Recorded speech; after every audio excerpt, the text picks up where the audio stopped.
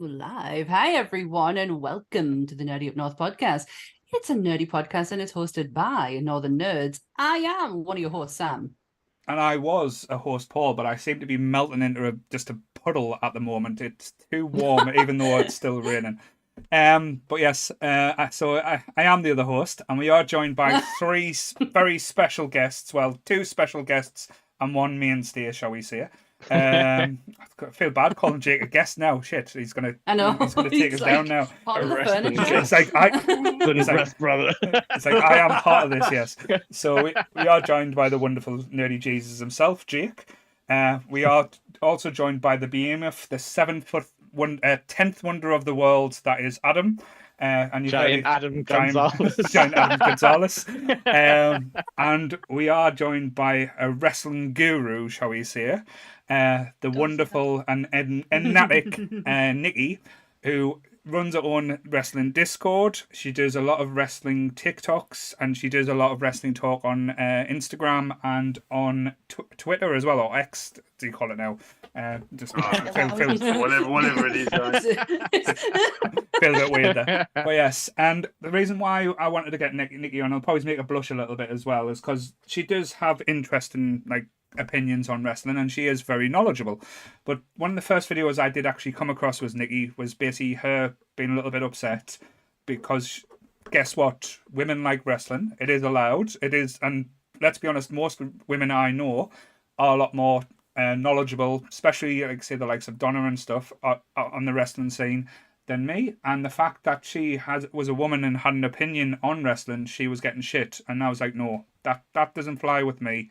So we, like say, especially in the Nerdy Up North community, we do try and support everyone and give everyone, like say, a chance to be themselves. So we, like say, as soon as we were getting a wrestling episode, I think you were the first person I messaged as well. So yes. Really?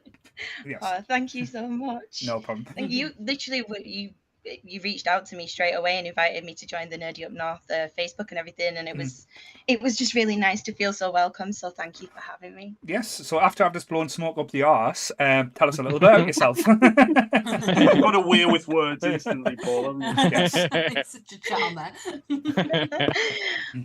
Yes, I've hyperfixated on wrestling. I used to watch it back when I was a teenager in the 90s, in the Attitude Era, and then I dropped off it just at the beginning of Ruthless Aggression. And I didn't actually get back into it until the pandemic. All right. Me and my partner, we always used to watch the Rumbles though, and then over time we just started picking it back up, and then me being me, I'm just so obsessed and hyper focused on it. And then I'm a huge true crime kind of I'm fascinated by it, so like these things come hand in hand. So and I just like to talk, so I'll go on TikTok and everything. I'm trying to get people to just kind of enjoy wrestling together and talk about it without kicking off. Yes, it's hard. It is, and I think like there is a lot of subjects that are quite polar or opposite and do set people off on a lot of different things. I think wrestling is one, Star Trek is another, Star Wars, as Jake's likes to hate everything other than Andorra. I'll keep that gate shut. But yeah, actually, Nikki, can I ask you a question? Because on one of our previous wrestling casts, we all sort of answered this question, but like, was there like a single moment that made you like just nope out of wrestling? Because I think for me it was Eugene, and I know like a lot of people have like a moment that just was like went too far and they had to like just disappear. Like, did you have one, or was it? I think for me it was the kind of disintegration of the tag teams that I loved so much. So the Hardys and Edge and Christian and then the Dudleys and everyone, you had like, they all kind of went off on their own. And I was just like, it's just not the same. And then John Cena. Big one. Aggression. Sorry. It was just like, I was already kind of out of it at that point, and then I was just like, I'm out. But I do love him now, but I was just at that time. And then I never got back into it. Yeah, I think what John Cena is one of them things you don't appreciate, like how hard and like the stuff he does in it till he's off the screen for so long, and then when he comes back, you realize like, I wish you would just stay off a little bit longer. But but he took it took 15 years for him to win over like the Attitude Era, like that. And even then, it's like very tenuous, like where he does one thing wrong and we drop him immediately. So just before we get started as well, and we get Sammy to do her wonderful disclaimer, I just wanted to wish the Nerd Queen herself a happy 45th birthday to Donna. You're doing well for looking at 45, and like I say, I know it was your hen party. Well, hen party 1 / last night. I hope you, like I say, not too hungover and you survived. But happy 45th birthday to the Nerd Queen that is Donna. 45 years young. Round of applause, everyone. Yes, she's probably going to kill us Happy now. Happy birthday, Donna, for your sincere age. Our senior age, as Sammy just said there. There's no fucking way that girl's older than me. I was going to say it depends on how like, no, I'm I mean, not you going to did tell that. everyone I was 50, so that's believable, so it's fine. Wow. So right, do you want to get your disclaimer out the way? Paul over here. CM Paul. Pipe bomb. No, it'll be RM Paul because of Riot Made Paul. Oh God. Oh no! Actually, it stands for Chick Magnet Punk. It's not Chicago made. Right. Chick Magnet Punk. There'll be something like milk or another lover in there, something like that. But yeah. Oh. Okay. Hi, Sammy's mum. Oh, leave my mum out of it today. Right. Disclaimer. Serious talk. So, everything discussed in today's episode is our opinions and our opinions alone. If you'd like to discuss anything from today's episode, please come and join us in the Facebook, the Discord, or the comment section, and we can have an open discussion. Today's episode is going to cover a variety of different subjects and different topic matters that could sincerely upset people. It's not our intention to do so, but we do want to give the episode its just dues. And we just want to put out there that it could have some trigger warnings for people. Mm-hmm. So that's the end of the Discord, the disclaimer today. Mm-hmm. Changed it up a bit. I think we had to this time. Careful. Yes. Yeah, it's just to say that we understand that the topics and the subject matters that come with talking about the dark side of the ring, and we are, we're conscious of it. Yes, I think this is going to be as close as we can get to talking about things like true crime, serial killers, but in the lovable, colourful world that is professional wrestling, where everything is amped up to the nth degree. But there is some sad topics, there is some heartbreaking topics, and there is some just things where you think, God, what the fuck? All them will be discussed in tonight, and we will try and have fun with it, but we will take it on a serious note as well, because we do respect that these people have like actual lives, and these things actually did happen to a lot of the people, and still are happening to a lot of people out there as well. So, and we totally appreciate that certain things could trigger other people, and we just want to know that we are very, very aware of that. Cool. There you go. So the first thing it is, how fucking hard is it to find the dark side of the ring on the internet now? Absolutely fucking impossible. It's impossible. Yes, we had to use lots of dodgy means, like say dodgy up north. There was Don't call us dodgy up north for nothing. There was a lot of streaming devices, especially for the season 4. But going back, like you don't realise there has been 4 seasons of this, but there's not been any uniformity to the seasons. So the first season had, what was it, 6 episodes? Let's just get this right. I have the list right here. It was 6 episodes in the first series. It was 10 episodes in the second. Mm-hmm. It was 14 in the third, mm-hmm. and 10 in the fourth. Mm. And one of the funniest things I do want to point out about this show as well, because it is entertainment and it does give you a look behind the curtains of what goes on like in the professional world and how they live their lives and stuff as well. The person who complains the most online about breaking kayfabe, destroying the wrestling business by showing this, is on the most fucking episodes in this show. Jim fucking Cornette. I've never seen a person so excited to tell a story or to call someone a cunt as much as this guy. And when you see him go online berating people saying, "Oh, you're breaking the mystique, you're killing professional wrestling," what the fuck are you doing, you dick? Sorry, I had to get that out of the way. I'm glad we got that one out of the way with quickly. I find him slightly interesting. I understand he is a massive bell end, but I like him more for how much he hates Vince Russo. That man needs to get in the fucking sea. It's just for the lot of stuff that they do claim that like they're so egotistical, and that's probably the big thing that we'll discuss in professional wrestling or the dark side of the ring.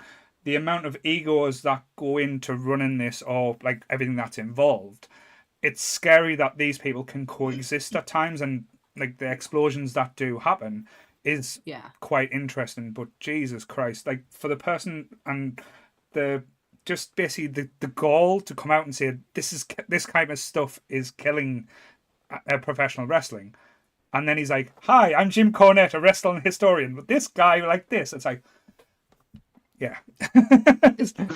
Yeah. If you're gonna go, I didn't realize like he was going on Twitter and blasting people for talking like he does. And yeah, he's got his own podcast as well. There's many hours of Jim that you can listen to. I'm good. Slowly start hating your life. He's an interesting one though, because like you can tell he absolutely loves wrestling, but like too much to like a point where like it's his way or the highway for like every single like bit of minutia about wrestling. Yeah, that might have been the case back in the day when he was like big, but not now. It's totally changed. So coming to the show, like say we'll go to the first season, like say that always is a good starting point. The episode I'll start with is the big one. I think, like say the one that basically when I heard this show was getting made, I was like, please let them do the Montreal Screwjob. I would love, because I know we've all heard the backstage stuff, and we've seen the documentary, like I say, of with Brett knocking out Vince in the shower and seeing him limping out after having a broken ankle, which is fucking hilarious. I'm giggling away about just thinking about it. I'm giggling also at the fact of how much Triple H coward. When he come booling down the hallway and Triple H just cowers out the way, and I'm like, wow. But the thing is, back then they had no stroke. I know the people who they interviewed for it. It was quite enlightening to see the side like Jim Cornette and like Vince Russo were the two main being people that they're talking. It was interesting to get Hebner's view on it as well, like hearing it from the referee side, because he's like after that moment his career pretty much never recovered. Like I know he went to TNA, but in TNA he was shit on like, as well. But then there's the part where he was like, I swear on my children's lives that I didn't do anything. And then it turns out like yes, he was told about it. Yeah. And it's like, was why it did you swear on your Hebner? children's lives? Yeah, because there's two of them, isn't there? There's two because there's twins. And Earl was with them, and I know this because he was in my favorite match is Backlash with Triple H and The Rock, because they sacked him. And then Linda, the saint that was Linda McMahon, brought him back at the very last second, and he did the 3 count. So there you go. So like as a character, Earl Hebner was like a fan favorite, but like backstage, he was getting up to shit. What was he doing, Adam? Like, doesn't he like sell like stolen bits of like wrestlers like gear and stuff? No, he doesn't. He was stealing it from like the locker rooms and stuff, and then he was selling it as like memorabilia in the car park. Yeah, in the car park after the shows. Yeah. All right, I didn't know he's absolute little cretin, like proper little Connie. I did not know that. So the question I've got to ask after watching this episode as well: was the Montreal Screwjob a work or not? Yeah, it was massively. So was, I mean, it's so plain to see, obviously, but like, it just, how Brett didn't see it coming is crazy. I know he's like this mild-mannered, like Canadian guy, but how he didn't see it coming. Yeah, he's not daft. So how he didn't see it coming. So they must have made it look like it wasn't going to happen. I liked Scott Hall's interview with it because I thought it was quite telling. Because he's very much about the business. Like, it's all about the money when it comes to Scott Hall. His point he put across is good. There was never any shots where the camera guy in the booth panned away from Brett during the end, or they didn't cut it off early. And he went, do you think, like, an organisation ran by Vince, I know he wasn't in the back then, they wouldn't, as soon as they saw what Brett was doing, like when he was like doing the WCW, writing that backwards, would there not have been an order to say cut away? Yeah, massively. Like cut to Vince or something. Yeah, they absolutely would have. Absolutely, massively. I mean, was it Alundra Blaze who binned the women's championship at WCW? That's basically what they were worried about. That's what they were panicking over, was what she had done, what she had said. I love saying her name, by the way. What she had said, they were worried that was going to happen. So yes, they would have cut it just to make sure that that wasn't shown on telly. Of course, they knew what was going. He knew what was going on. Because I think I don't think Brett knew, but I think Vince was like, this will be like really juicy if we do it this way. And I think like Brett legit said he would drop the belt the next Raw. That's on camera because beyond the mat we're filming like at the time. Right. And Vince stupidly let the camera crew record his conversation where he's basically promising Brett that he won't do exactly what he's about to do. But yeah, like it's such a shame because I genuinely believe like Brett didn't know at all, and I think he was taking like McMahon on good faith that he would he would do solid by him. But yeah, I think it was a good way for him to get a raw reaction. Yeah. It was the thing, like you said, like keeping on in with the camera and everything like that. It was like I work in TV and I put a show where it's kind of like augmented reality. I really would think of that kind of thing is just so juicy and so it gets so much publicity, negative or positive. It's sort of your disturbance was sweet, you know. But he had something that I think I agree that he didn't know per se what was going to happen. Yeah. I think, as you said, Brett's reaction was completely genuine. Like I don't think he could have faked, or he wasn't that good of an actor, shall we say? Excellent wrestler, but not an actor. No, he was never going to be like the Cena or the Rock afterwards. But it was a shame, and I think it did tarnish the legacy a little bit. But on the other side, it kind of killed WCW because when Brett went there, he did fuck all. I know. Eric he got injured off Goldberg. I know that. Yeah. Well, Goldberg finished his career though. It was like the concussion that ended him. Never officially wrestled properly again after that.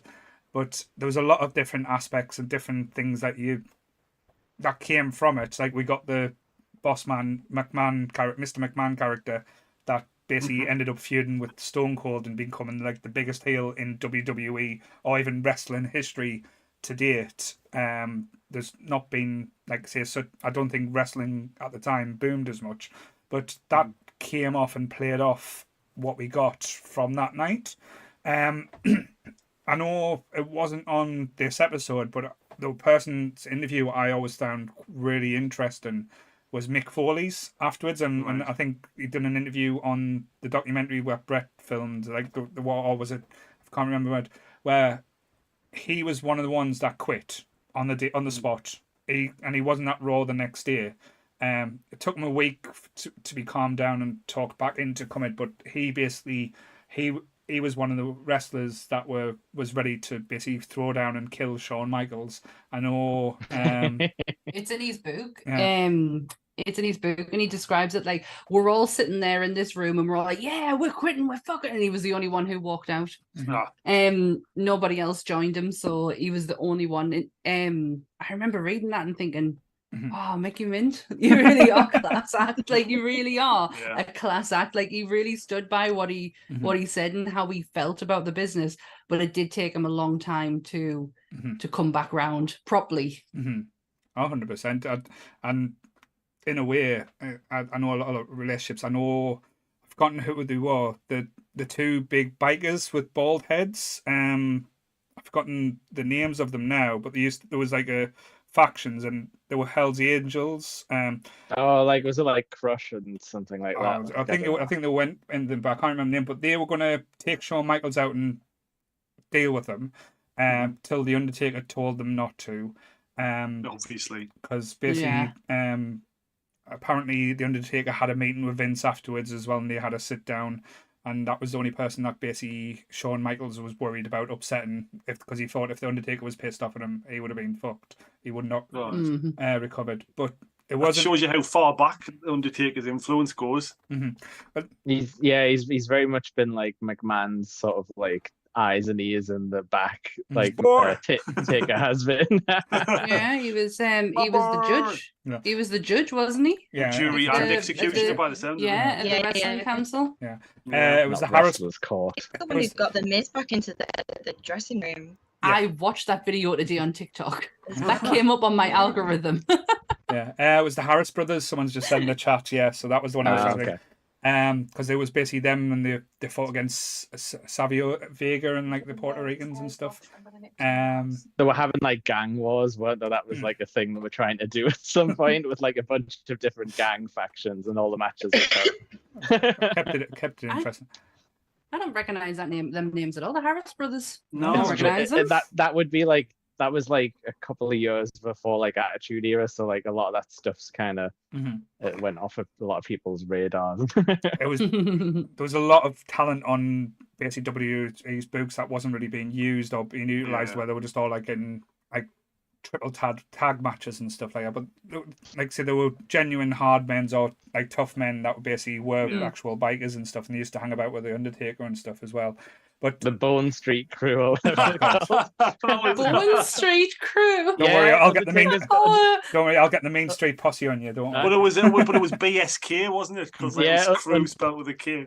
Undertaker's got that tattooed on his tummy, I think. He's got no regrets tattooed on it. So that's basically the Montreal Screwjob. I know it's just like a little taste on it as well, but there was a lot of interesting ones in the first season. The one that like say does always like when I watched it back, and it did stand out, and it was quite scary, and it was basically the killing of Bruder Brosy, and that was unbelievable. That literally did affect me more than I was expecting. Yeah, same here. And just hearing it, I can't remember his name. It wasn't Tony Atlas, was it? It was. No, it was Tony Atlas, wasn't it? Sure of it. Because I remember thinking to myself, I remember thinking when I was watching the, oh God, I can't remember which one of them today, and I was like, I'm sure he was on there. That's how I recognized the name. But you're right though, the way they told that story in that episode, it was probably like edge of your seat kind of storytelling for like the little play-by-play like timeline they did of what they could figure out happened on the night and stuff like that.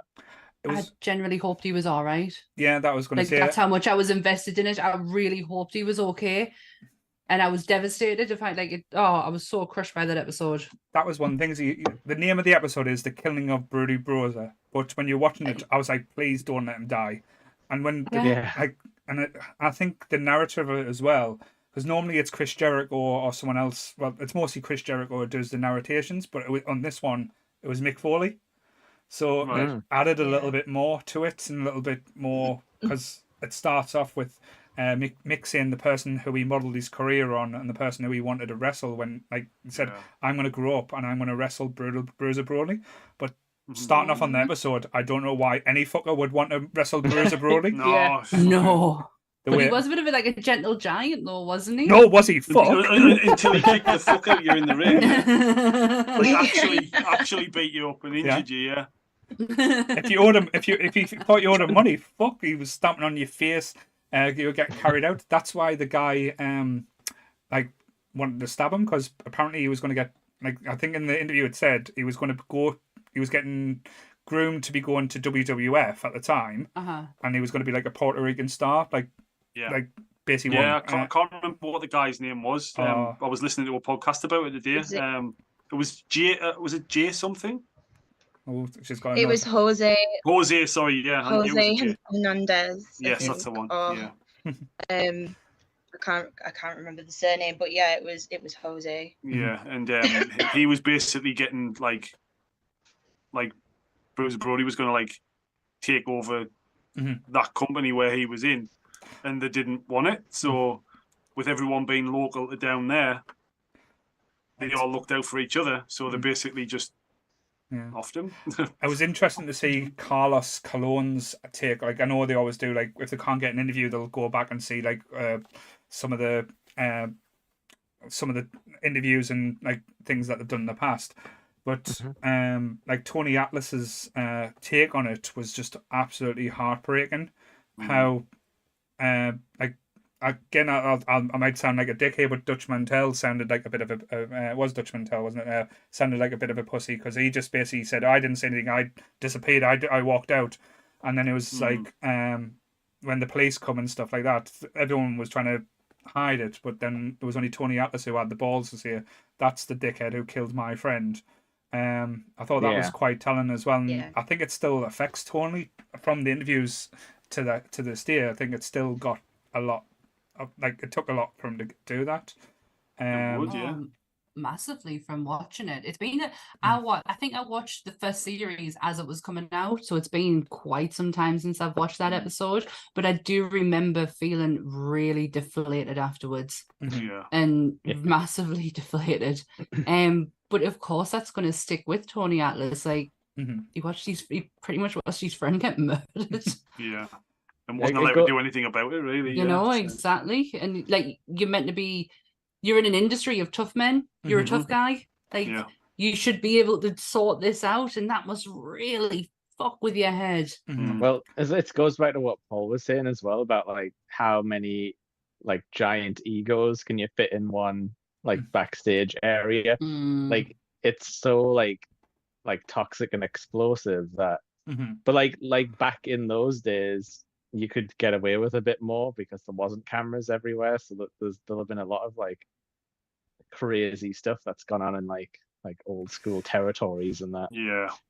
100%. But I think say out the first season of Dark Side of the Ring, the two what hit home to us the most. I was never. I'll be honest. I was never a Von Erichs fan. I was a little bit too not old enough to really appreciate them or to think. I think it's amazing. Say the Texas Tornado wrestled without a foot. That blows my mind.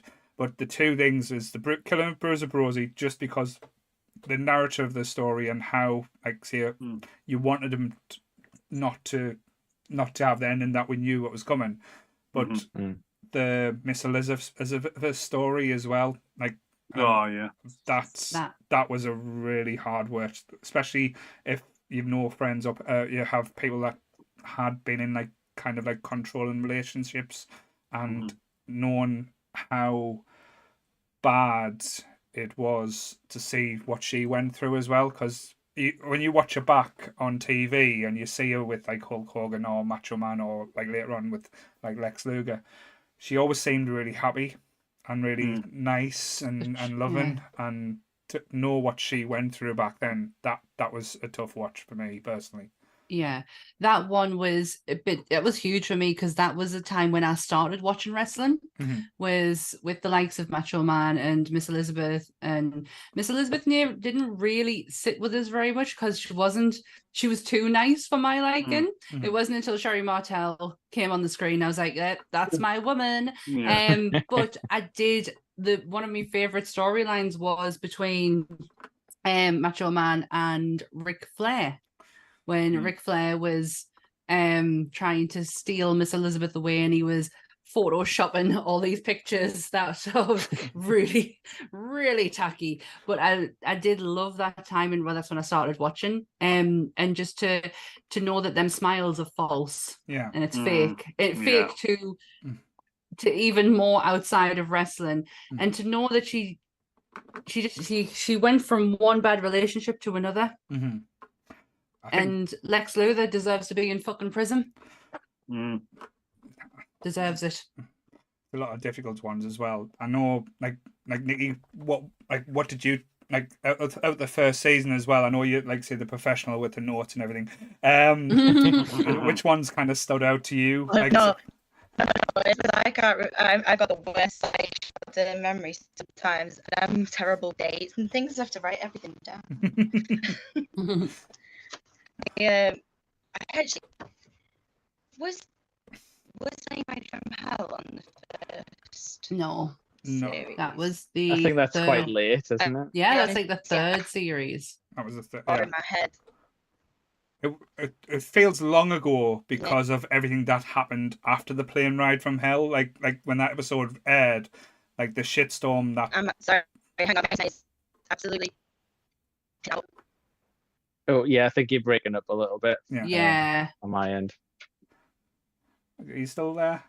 I am, but my internet's just really bugging out on me right now. I've got a feeling. Oh my God, is that storm over you? Oh no!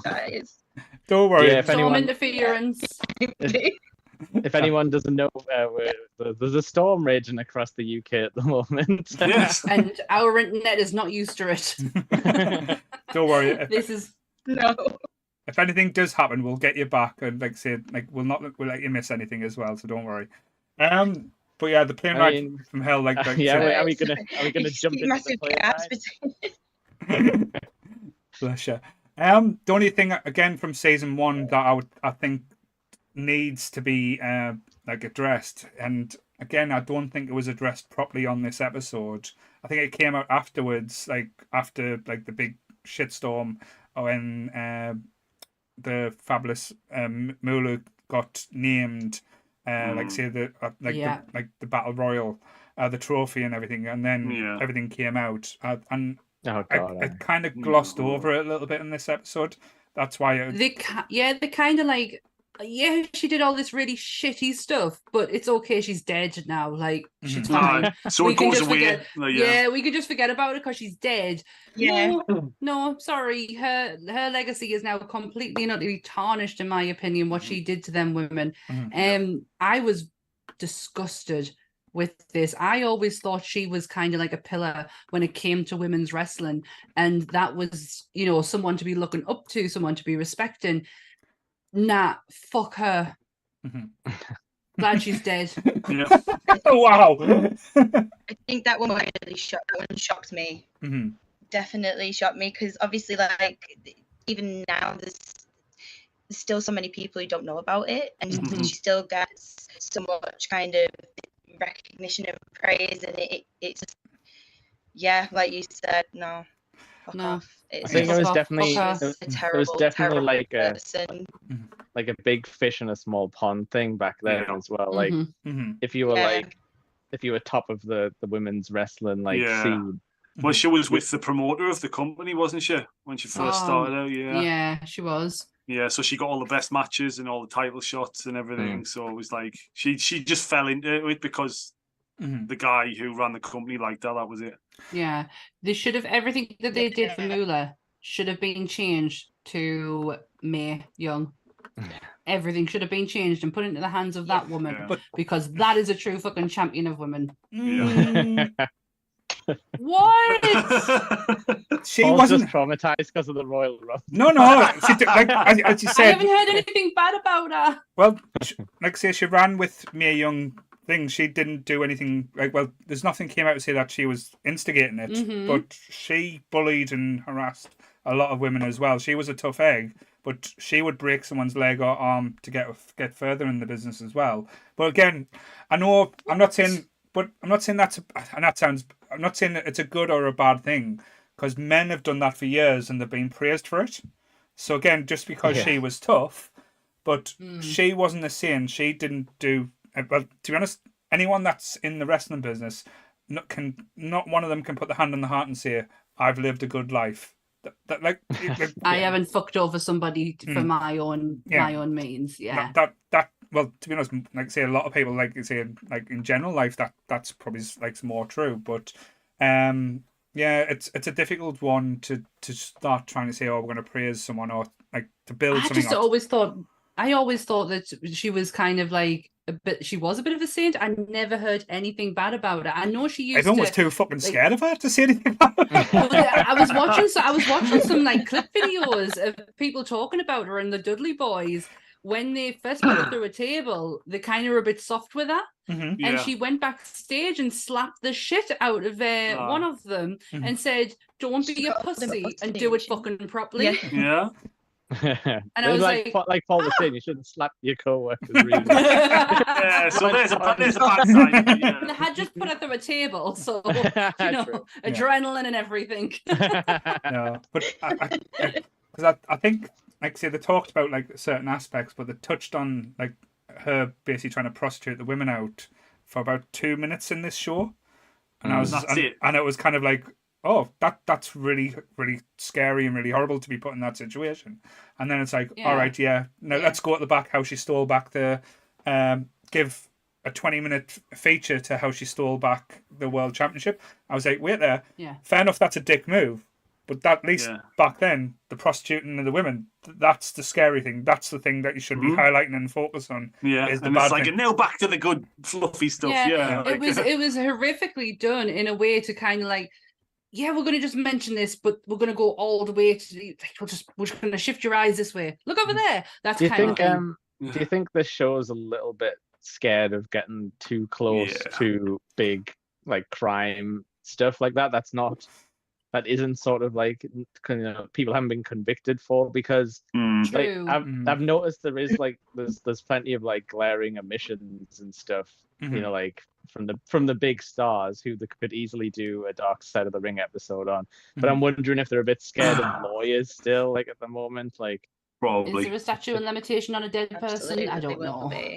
Well, I mean, it's just like the family in that as well, isn't it? That's true, yeah. But that leads us on to the next episode, which I've only ever watched once, and it is one of the most frightening things to watch again. Talking about breaking the law, fucking New Jack. The life and crimes of New Jack. Did you watch this episode? I've seen it before, not recently, but I've seen it before. You watched it today. So Nikki's braver than me. After I watched this episode, I never wanted to bump into New Jack or like say hi to New Jack. Basically, just like a few highlights of this episode. In one ring, he thought some wrestler had pissed him off, so he stabs him in the ring. As you do.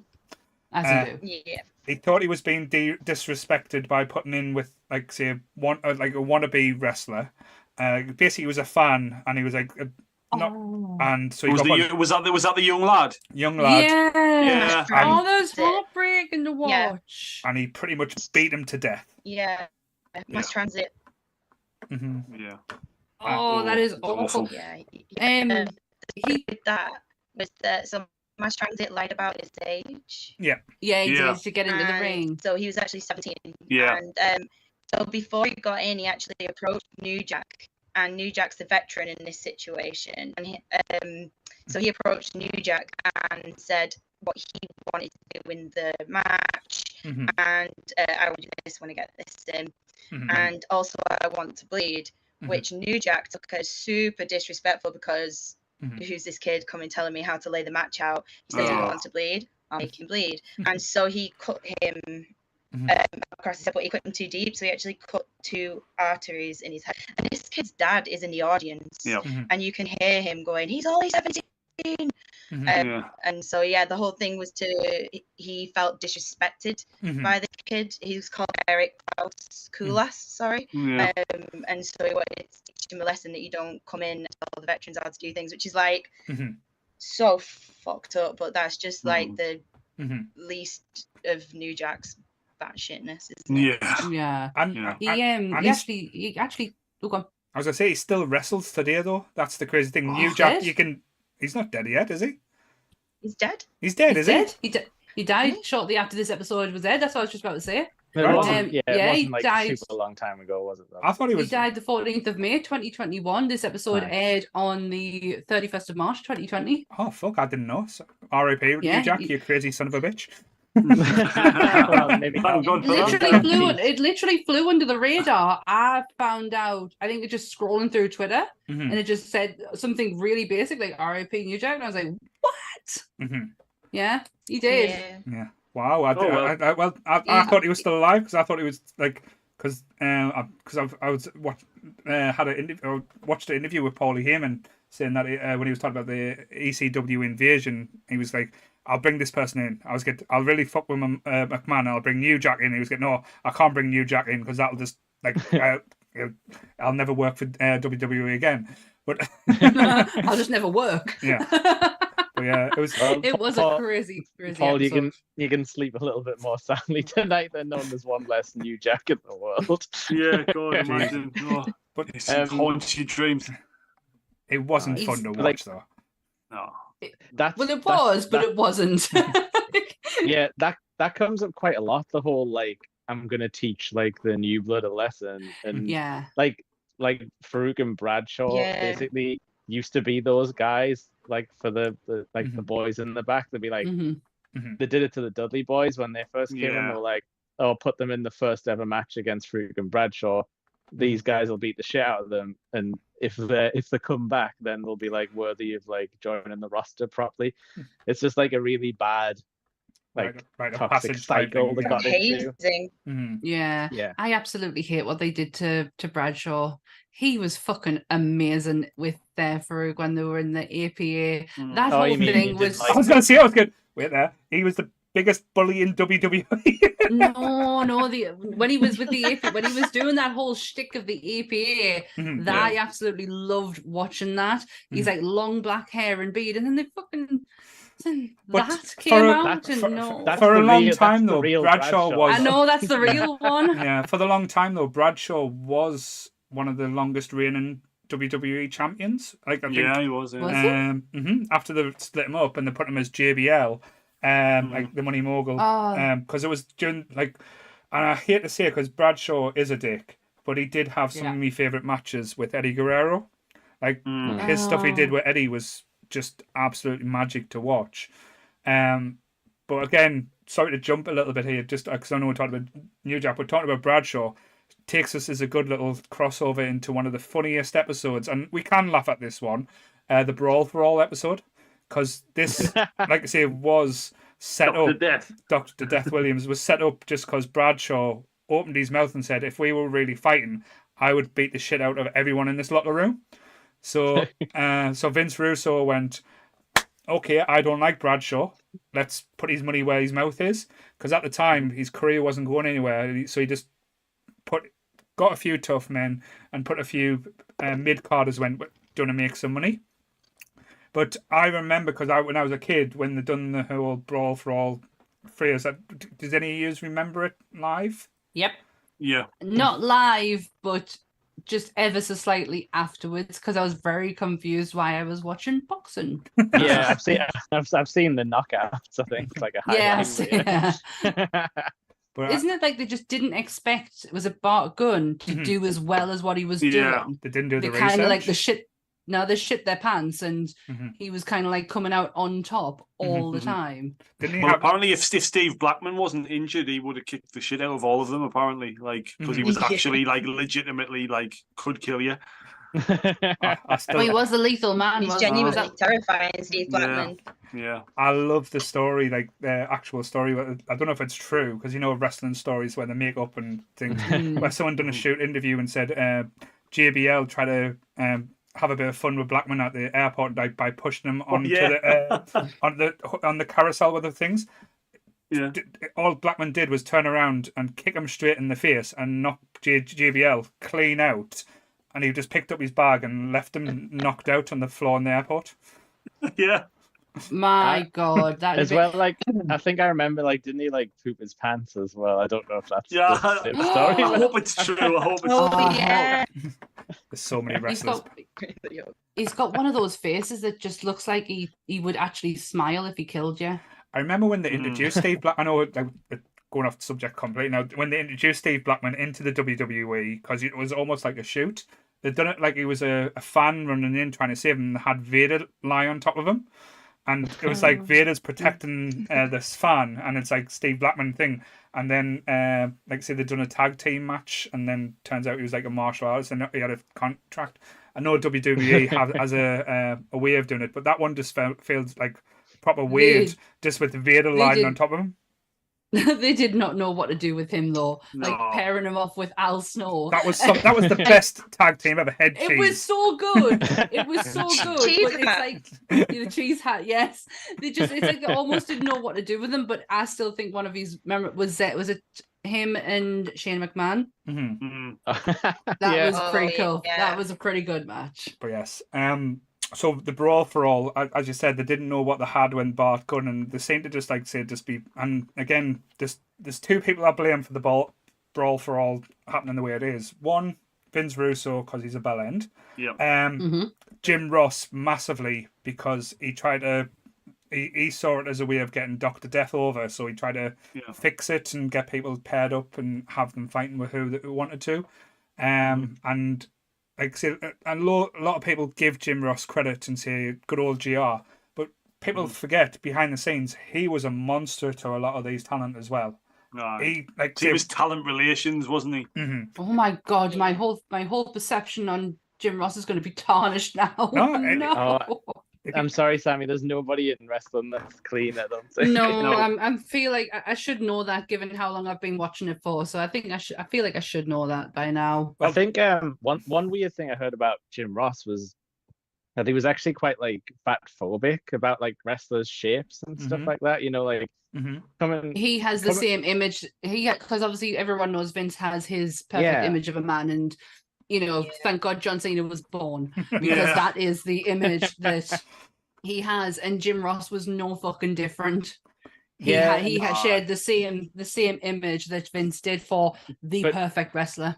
But like, he's not in the same shape as Vince, in human shape. Yeah, exactly. At least Vince is in like excellent shape at all times. I mean, still bad, but it's just weird that he was like he was like carrying on that whole like toxic attitude. But I think what Jim Ross's biggest problem was, and again, and this is probably going down, like we all have it in a little way. Like, say he is a bit of a collector. Like we all are collectors. We can see he wanted to, like, anyone that made it to be one of good old JR's boys that he's picked, and anyone that he didn't pick, Houston didn't get the push. That's why Bart Gunn had the trouble that he had, because he knocked the fuck out of JR's boy, Dr. Death. Like, that was one of the most brutal knockouts I've seen in a long time.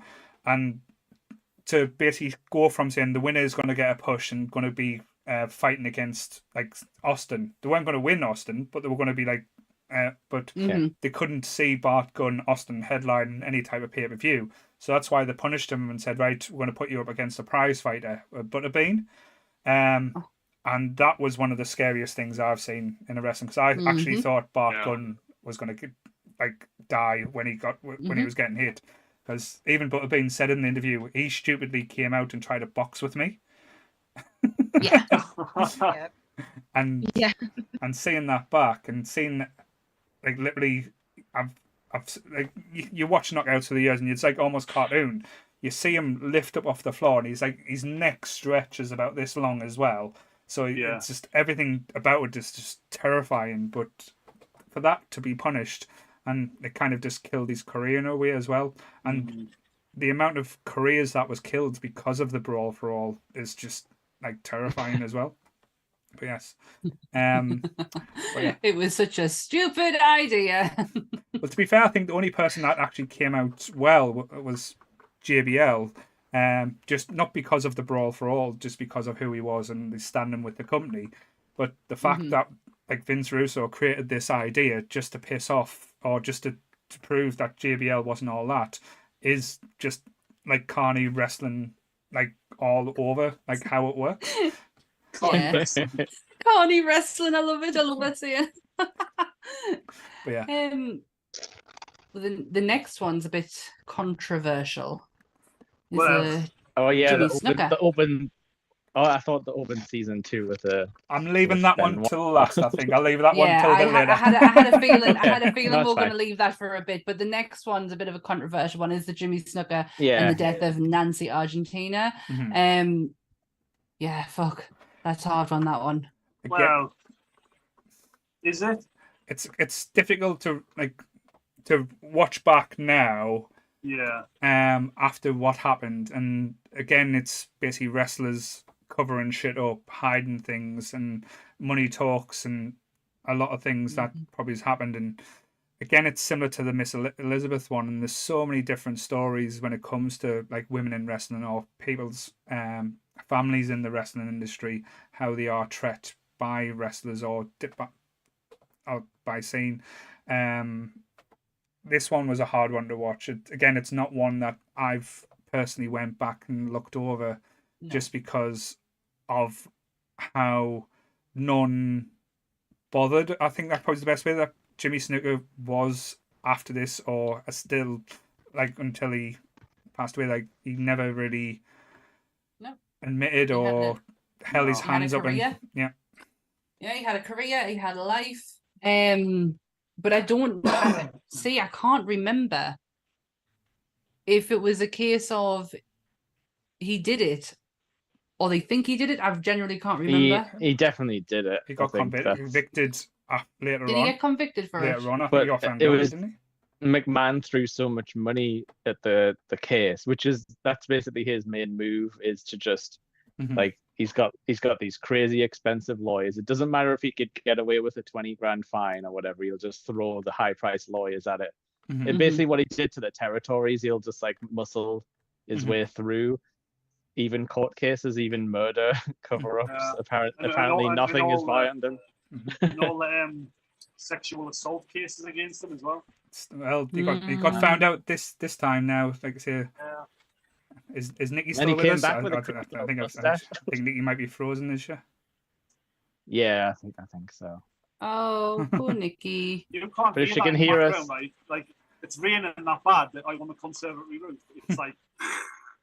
It's kind of. I think it's like noise cancelling your voice a little bit as well. Yes, if Nikki's listening, you can get back in the call. Yeah.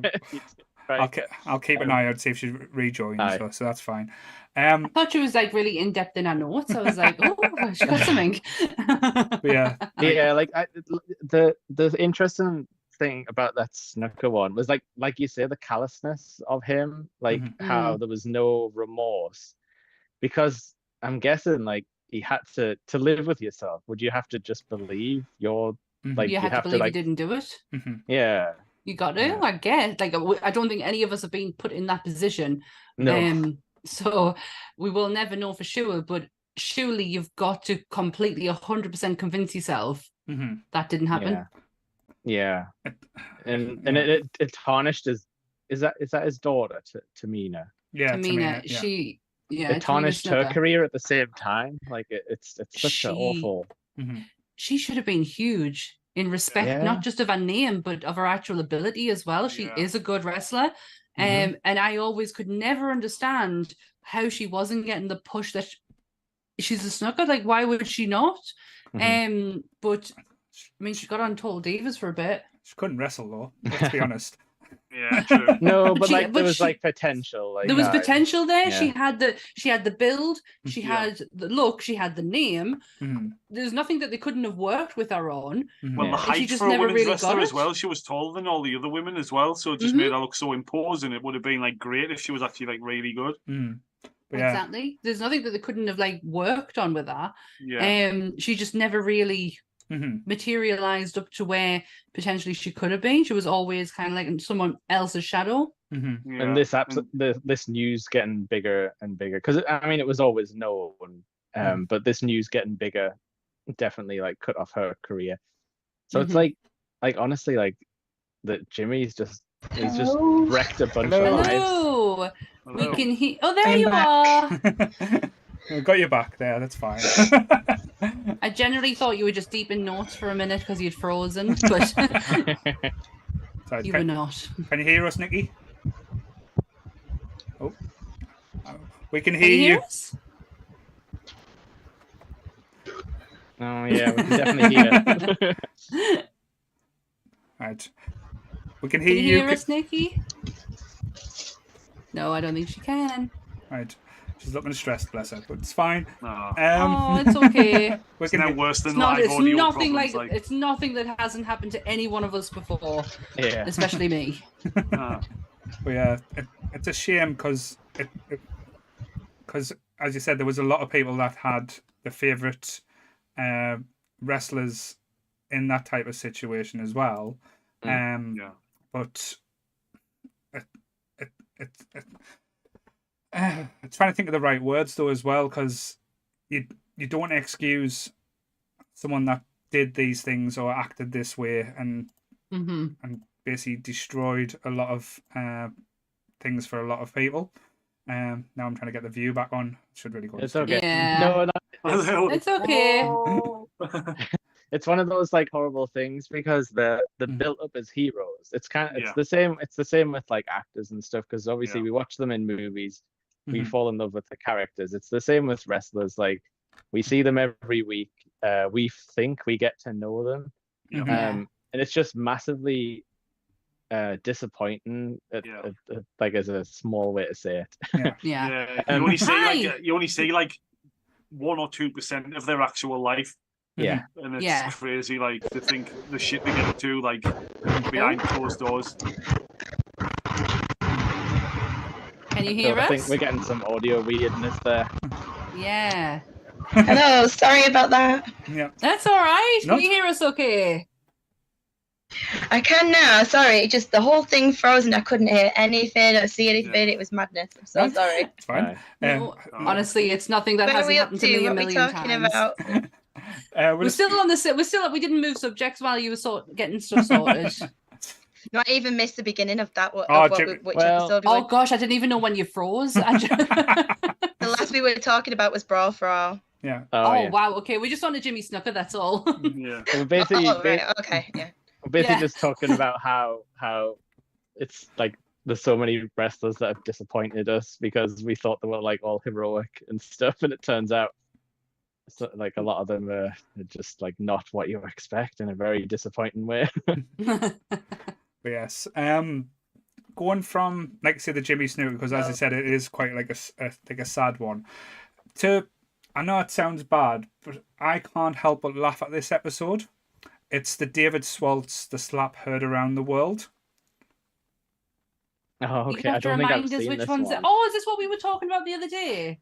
Where basically he was an old school wrestler where he was very much into kayfabe, where Vince McMahon, because he was going to be the big heel, he was supposed to be going to be one of the ones that faced Hogan at the WrestleManias and stuff like that. But he'd done things that pissed off so many things. Like, he didn't actually get sacked for the slap. He got sacked for trying to fight Misty T, which is hilarious. But the fact is, when they've done this interview, and again, I laugh because he still believes he's done nothing wrong. He still believes he went to be a bounty hunter, and when they were doing interviews, he took him to the shed where he was getting all these different type of illegal weapons he owns. I was like, oh fuck, he's getting fucked over here. Soon he goes in. But the actual slap, it's basically Vince McMahon said, I want you to go out and be interviewed in character. And he thought in his head, if someone asked him if something's fake, what would you do and what would you react to, like, in character? Yeah. So he slaps the reporter not once, but twice. Like, full on hand. Well, probably soft for a wrestler slap, but for a normal person. And all you see is that reporter scurry away, terrified, running around. Yeah. And probably in the back of her mind, he's probably saying, I'm a millionaire now. Because he's going to get paid. Yeah, he didn't. He sued him directly, and then I think he sued Vince later on. It was from 60 Seconds. It was an interview from 60 Seconds. And to be honest, how fucking smarmy he was. I'm surprised he didn't get slapped earlier. The guy who did it, me and absolutely fell in love with him. Like, I feel like I could just sit and listen to his fucking stories all day.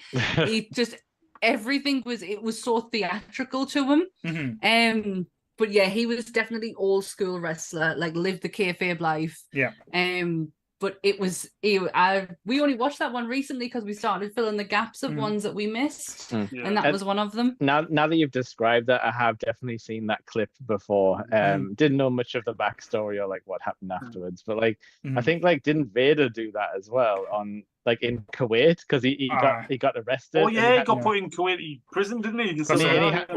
Kuwaiti prison. That's what he said. That's what he said. Because someone said it was fake, but there was like the two things that stand out about this interview that again shocked. Well, not shocked, but the guy from 60 Minutes who got slapped. What he said at the end, he went, "Oh, for years I had pain or ringing in the ear when me kid screamed. I couldn't enjoy time with me kid because of the pain." And he went, "Oh, when did your pain stop?" He went, "When I got paid." Piece of shit. Yep. Deserved it. And should have slapped him harder. So that was annoyed. And then they showed a clip. Again, funny enough, what Jake said. Hulk Hogan was asked the same thing in studio. And then he went, "Oh, will you demonstrate a wrestling move?" So he put the reporter in a front face lock, tightened it up, and the guy passed out. He choked the guy out, lied him on the floor. He went, "A lot of people think wrestling is like not physical. This is a simple wrestling move that we professionals can handle. This non-professional can't handle." And he steps over him and walks off set. And Hulk Hogan didn't get anything wrong with him. Like I said, nothing was said about that. No, why would you? Golden balls and everything. Hot dog man. So now you're back with us, Nikki. Did you watch that episode? Oh, she's that again, sorry. No, just saying now you're back with us. Did you see that episode of the show? Oh,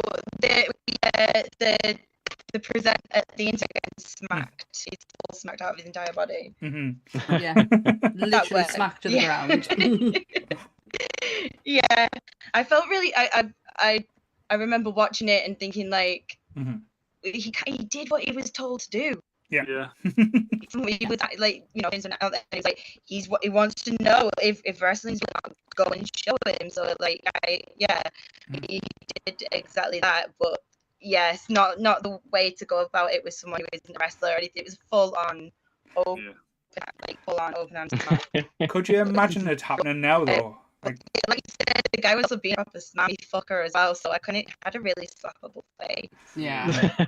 Could you imagine it now though? Like say someone like Piers Morgan interviewing a wrestler and I'm asking a question and the wrestler starts slapping down Piers Morgan. That would just, like. I mean, there would be cheers heard around the world. I think. We would applaud this. Yeah. There'd be parties in the streets and all sorts.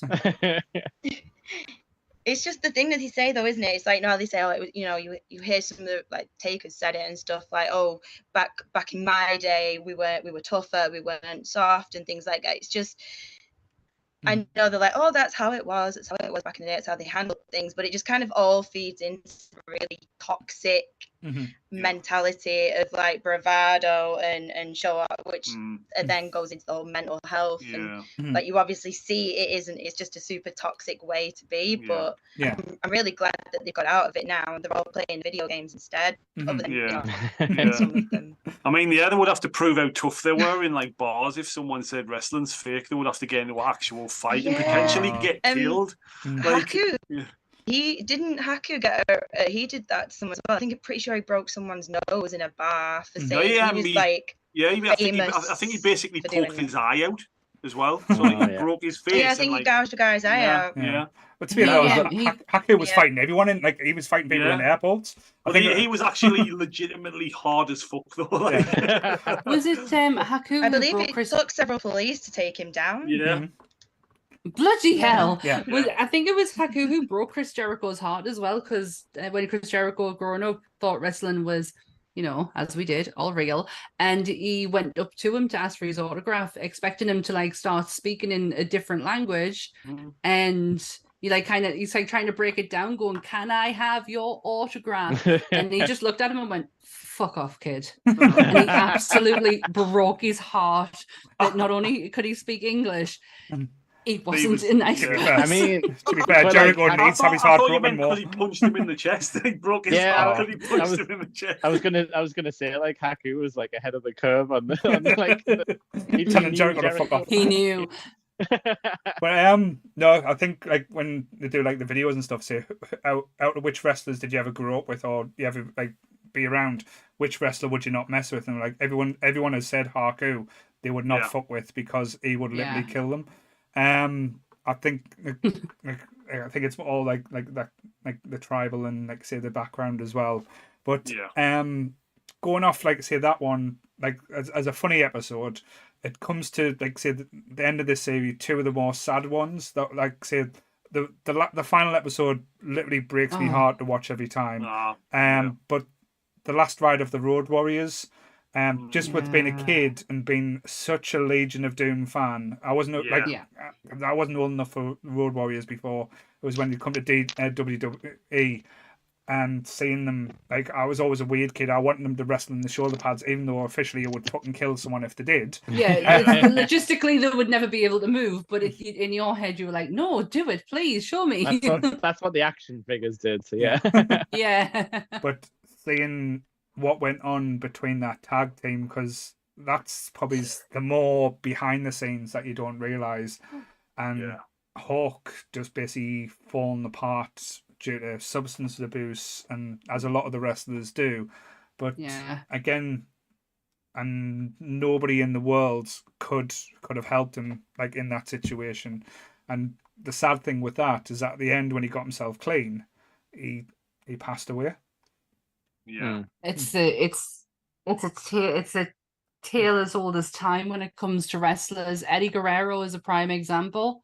He was clean, he was sober, but unfortunately his long years of substance abuse finally caught up with him, and at a time when he was probably at his healthiest, his body let him down. It's so sad that that's the case, and it becomes a theme in the 4th season.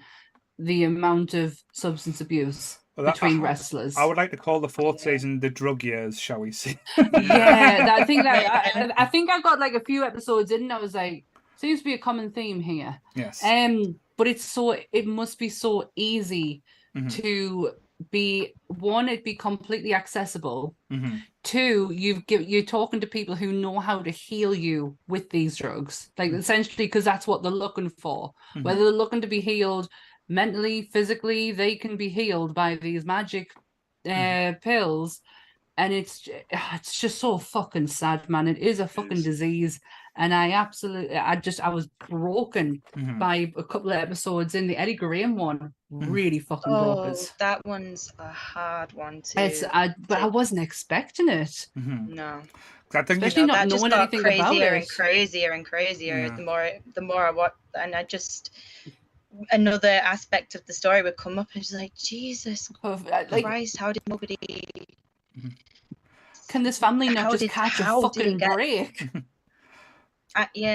That's the thing though with the Eddie Graham one, because everyone's heard the names, but you don't know the backstory behind it. You all know like the startup of the how, like say, all the different, I can't even think of the word now, territory was formed and how the agreements are put in, and it was Eddie Graham who started all and like was the commander in chief.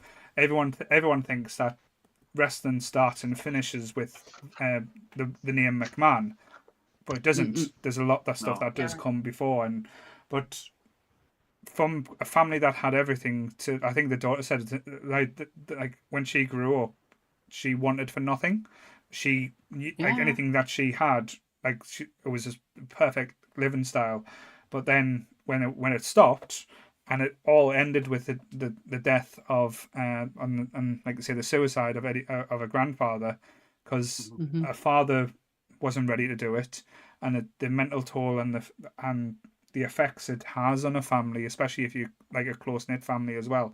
And again, that's why I say when we talk about suicide, it's not just affecting yourself; it's affecting the people that you surround as well. So that's why it's always good to try and reach out, and always good to try and get support. Luckily, now there's more support than there was back then. You were just told to man up and get on with it back then. But again, just taking it back a little bit. Sorry. Sorry. No, it's fine. That was the one that kind of like that. It was the theme of season 4. Fine. Sorry. I think it's going to. I think it's going to jump from time to time. But the episode itself, it's a weird one because I can watch it again, but. And again, it's like the Bruiser Brody story. You wanted different results for the ending. Yeah. You so wanted it just to work all out, didn't you? The Owen Hart one. Yeah. Because I remember being a kid, staying up, watching that pay-per-view. Yeah. And it happening. So this one... I remember watching it on videotape. I was 12 when that one was on. Yeah, I remember watching it and thinking, what the hell is going on? Yeah. And it still haunts me to this day, like thinking, it's still. I think we've all just like kind of deflated when his names came into it, like because he was absolutely brilliant wrestler, brilliant person. Like, just you never heard any bad words. No, he was not a nugget. No, and he would pick your leg out of your leg. I think the sad thing that always comes out of it as well. He was ready to get out the wrestling game. Yeah. Oh, like to be a proper family man and stuff, and it's really hard to think that and gimmicks what killed him basically. And again, negligence. That's the word you're looking for. Yes. And with me being a wrestling fan, and I think at the time, like say, the internet wasn't that prevalent, and I know we all hear the stories now, but you don't know what's went on and what's gone on behind the scenes and everything like that. And I was always confused growing up why Martha was so against the WWE and everything that was going on, and like how like through the years they've had petitions and to try to get Owen in the Hall of Fame to recognize like what he'd done. And I never understood truly why she was so adamant, and even like the Hart family had painted her as the black sheep and like going against it and like should be thing. So as a fan, I never understood it until I watched this episode. Yeah. And that opened my eyes to a lot of different things. Till I see Martha Hart, Dr. Martha Hart, sorry. Give her a proper title. Nice. The respect and like say the understanding that she deserves with that, because she's a woman that's maintained her husband's legacy on her terms, based on the way that he was unfairly taken away from her and the children. And I thought that was such a powerful message that I got. Like I was the biggest Bret Hart fan growing up, so I was always on Bret's side, and I was pissed off at Bret Hart for the acceptance and willingness to accept McMahon's deal to thing. And let's not be like beat about the bush as well. She got paid from this as well. I know we got, I think it was 18 million. The payoff, which again is more. It's like say, I'm sure if you asked her 18 million or Owen Hart, it's no contest. You would never even have that. We would never pick money over him. No. But it's such a. She also had when it comes to that kind of payout, you've got children to think of. Yeah. You've got a life to think of, and a life has just completely been taken away from you. 18 million is going to help. I know it does. It'll never. And she probably begrudgingly did it, but she would have had a lot to take into account when making that decision. She is an absolute hero. The way that she's never stood down to them. She wants them to be held accountable. And they should be fucking held accountable for what they did. They took away such a young star. And really almost like they don't give a shit. That's the impression that they get. Like for someone who like totally missed the Hearts because they were already gone by the time I started watching. You never heard a word about anything. You would have to like go back and watch old videotapes but they never said anything about any hearts, or they never gave any respect to like the name or anything. Like it was almost as if they just tried to scrub it.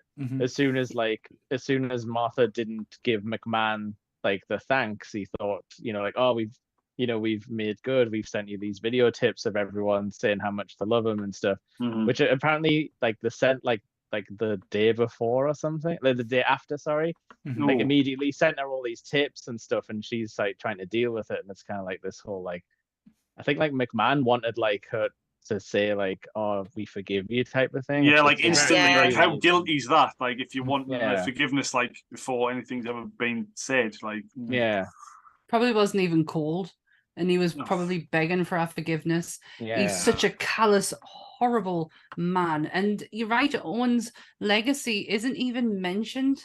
Like it's hardly ever mentioned. See, like with me and Paul and maybe Sammy as well, we watched it from like an early age, didn't we? So like we saw both the Hearts and like the Heart Foundation and everything. Like, well, it was Owen the Rocket when he first came in. With Coco Beware. It was a Coco Beware tag team, like two high flyers. But I was probably around when I think I first recognized Bret Hart was probably around 93. I started watching in 92. I remember my first show was SummerSlam 92. Which one was SummerSlam? Was it one SummerSlam? It was at Wembley Stadium. It was the one where the British Bulldog versus I have seen that one. Oh no, but wasn't that like a really sad ending where they beat the hell out of like British Bulldog? Yeah, because he was full of heroin. My granddad was absolutely raging because we all, as Brits, had to cheer on the British guy, and we come from watching English wrestling into this American wild thing, and my granddad was like, no, you can't pay any other attention to anybody else but the British Bulldog. We even used to get juice boxes with little bulldogs on it. Fuck yeah. But yeah, I remember that. But Gunn, like I said, I know he's saying you can't go back. The legacy is hard to watch. I know the match at WrestleMania 10 between Bret and Owen was a clinic if you want to watch old school wrestling. Technical wrestling. I know AEW, I can't remember who did it. Was it I think it was either Cash Wheeler or and someone else, where they actually basically replayed, and it replays the wrong one, reenacted the WrestleMania 10 match, like in aspects like the big spots. If you go back and play it back, like I think there was a TikTok or a YouTube video where they played the two matches back, and move for move they were exactly the same. It was like their little homage to Owen Hart and Bret, which I thought was like fantastically weird done. Like it's little things like that Owen Hart will never, like say, leave the wrestling industry, because you like Jake will laugh here, but you wouldn't have the Young Bucks if it wasn't for Owen Hart. You wouldn't have the independent style flippy floppy he was like a high flyer and technical at the same time. It was proper ahead of his time, which is nuts when you think about all the talent in the business, that he was still ahead of everyone somehow. He was totally unappreciated in my eyes until kind of later on, when I would go back and watch over old matches, and I was like, oh my god, it's this same thing with me every time. I don't appreciate someone while they're here, but once they're gone, I'm like, oh, look what the fuck I've just missed out on. Like I could have been watching that in real time, and I just now have to watch it on a highlight and look at it from there, because the technical ability on that man was ridiculous. It's like he took everything from the dungeon and just fucking turned it. I don't know. He didn't learn how to do the backflips in the dungeon. I'll tell you that. No. It was about this high off the floor. I can see him getting stretched a little bit. That's one way to learn how to take a fall. Stu Hart stretching you out until you give up. 3 hours. It always reminds us of Ready to Rumble. That he always got overlooked, Owen, though, because he was only 5'6" or something. He was short. He always got overlooked because Vince McMahon liked the big fellas, didn't he? So well, it's not just that as well. It's just during the Attitude Era when Owen was still kicking about. Everyone else was like accepting, saying, "I'll do this, I'll do that." he was saying no to everything. So they wanted him to pretend to have an affair with Deborah McMichaels. He went no. He wanted them to pretend he was cheating on his wife. He was like, no, I'm not doing that. No. I'll do stupid wacky stuff. That's why he done the blue blazer and stuff like that. Yeah. But drinking will. yeah, drink. But yeah, I think that's why he was. I think Owen Hart now would be probably one of the biggest wrestlers in the world. It's just a shame he wasn't the cartoonish or selling basically the vitamins or the ice cream bars that you would have got from the day. But if you look at Seth Rollins now, like that is literally like what injuring channeling. People. Yeah, well, apart from that, I mean his character. Wow. I'm talking about the character here, like the characters he plays. Yeah. And like it's literally he's channeling like Owen Hart every time with like the evil little schemes and like the he's like a proper caricature. Yeah. Yeah. I was going to say, has he just turned into a cartoon villain now? Because he really is like very animated. Yeah. Fair though, he's just copying off of Becky. He's just like saying, "Oh, Becky's doing this. I'm gonna have to outdo her." I think. I think they're both trying to do this with each other every time. But every time she kind of just kicks him in the nuts and goes, "Yeah, I'm better," because she is better. I know. I know. Becky lost her shit on the last WrestleMania because of Seth's jacket. She was like, "How the fuck did he get that jacket? I want that jacket." And she was like literally kicking off backstage because he had a better jacket in. And like, if you go back and watch it, like say it's probably for the best of like the wrestling we're getting now. But just they need to kill off a few storylines. But again, we'll get into that in another episode. Because I need to catch up. Well, I thought we were just doing Dark Side of the Ring today. I haven't watched wrestling in a long time. Right. Before we move on to like the other happy fun stuff as well, I think now's the time to mention the hard one, the one like say the two-parter, the Chris Benoit like tale that came out. Like part one was basically the lead up, and then part two was like the after effects. I know there's a lot of talk of things that in this episode that was quite interesting to hear. Still doesn't excuse what happened or what went down, but hearing the things about brain damage and concussion, CTE and stuff, and the effect of losing Eddie as well, I think that probably has played a part more than anything else. But again, it comes down to mental health, taking responsibility for it, the company taking responsibility for headshots. They clearly had to have known what kind of damage that can do to somebody. It's I'm not passing blame on anyone when it comes to this at all. He was responsible for his own actions. But there has to be some form of accountability when it comes to, and I know they started to change things, but it was too fucking late. And the worst happened. It's not like he went off the rails and just went a bit crazy. He did the fucking worst thing possible. And there's been, we've made these changes, but we're not really gonna, take any acceptance for this. We'll just fucking shut them all out, put them under the carpet. It's done and dusted with. It really fucking hacks us off a little bit when it comes to that. And I think what breaks me but I'm the same with the NFL as well. I think what breaks me heart quite a lot about this episode as well is what happens to his other son. How he's kind of like ostracized from the wrestling community, and like no one. It's like the Benoit name is a dirty word to say in like in WWE or say you've got to be a brave wrestler to say his name, and just because he had that name, like no fucker would go near them. And I think that was down to their own families as well, because when they mentioned it, like Nancy's sister was told that David didn't want to see her, and David was told that Nancy's sister didn't want to see her. So them for years were separated, and you could tell how much that must have hurt them and broke them to that degree. So the effects, her sister. Oh, sorry. The effects on Chris Benoit's decision on that day almost killed the wrestling industry. That's just part one. That's not important in this type of situation.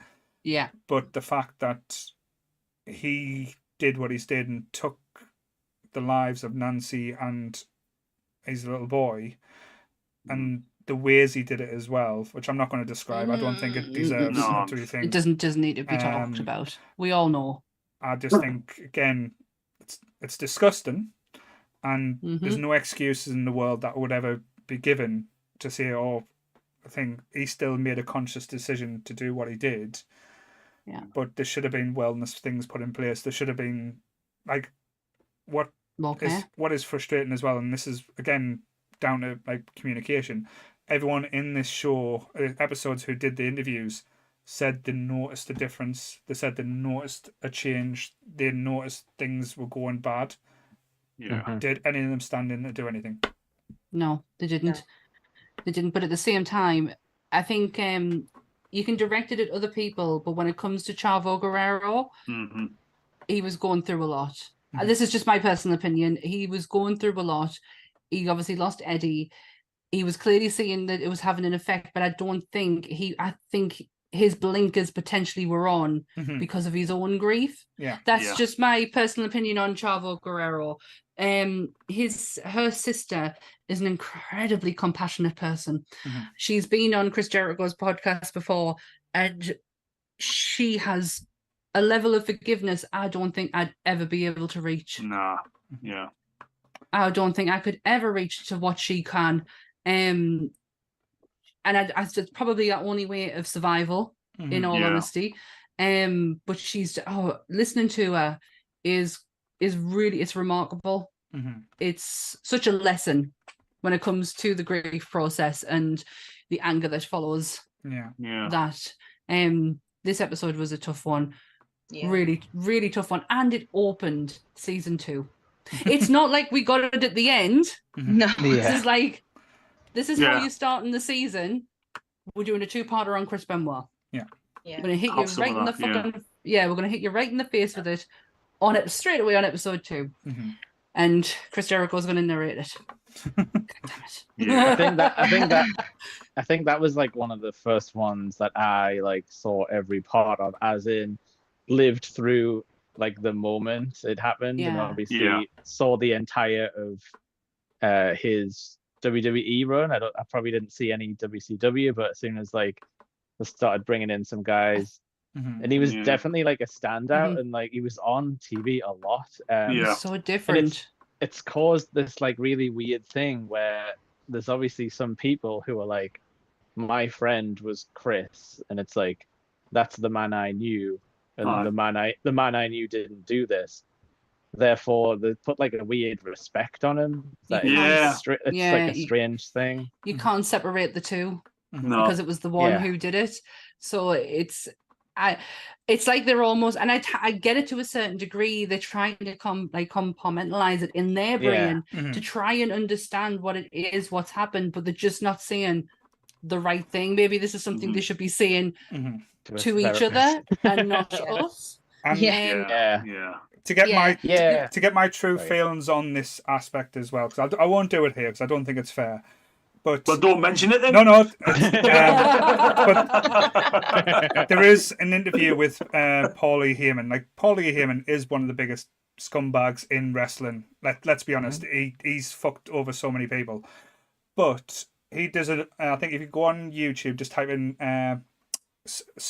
Paulie Heyman reacts to someone saying Chris Benoit or saying my boy.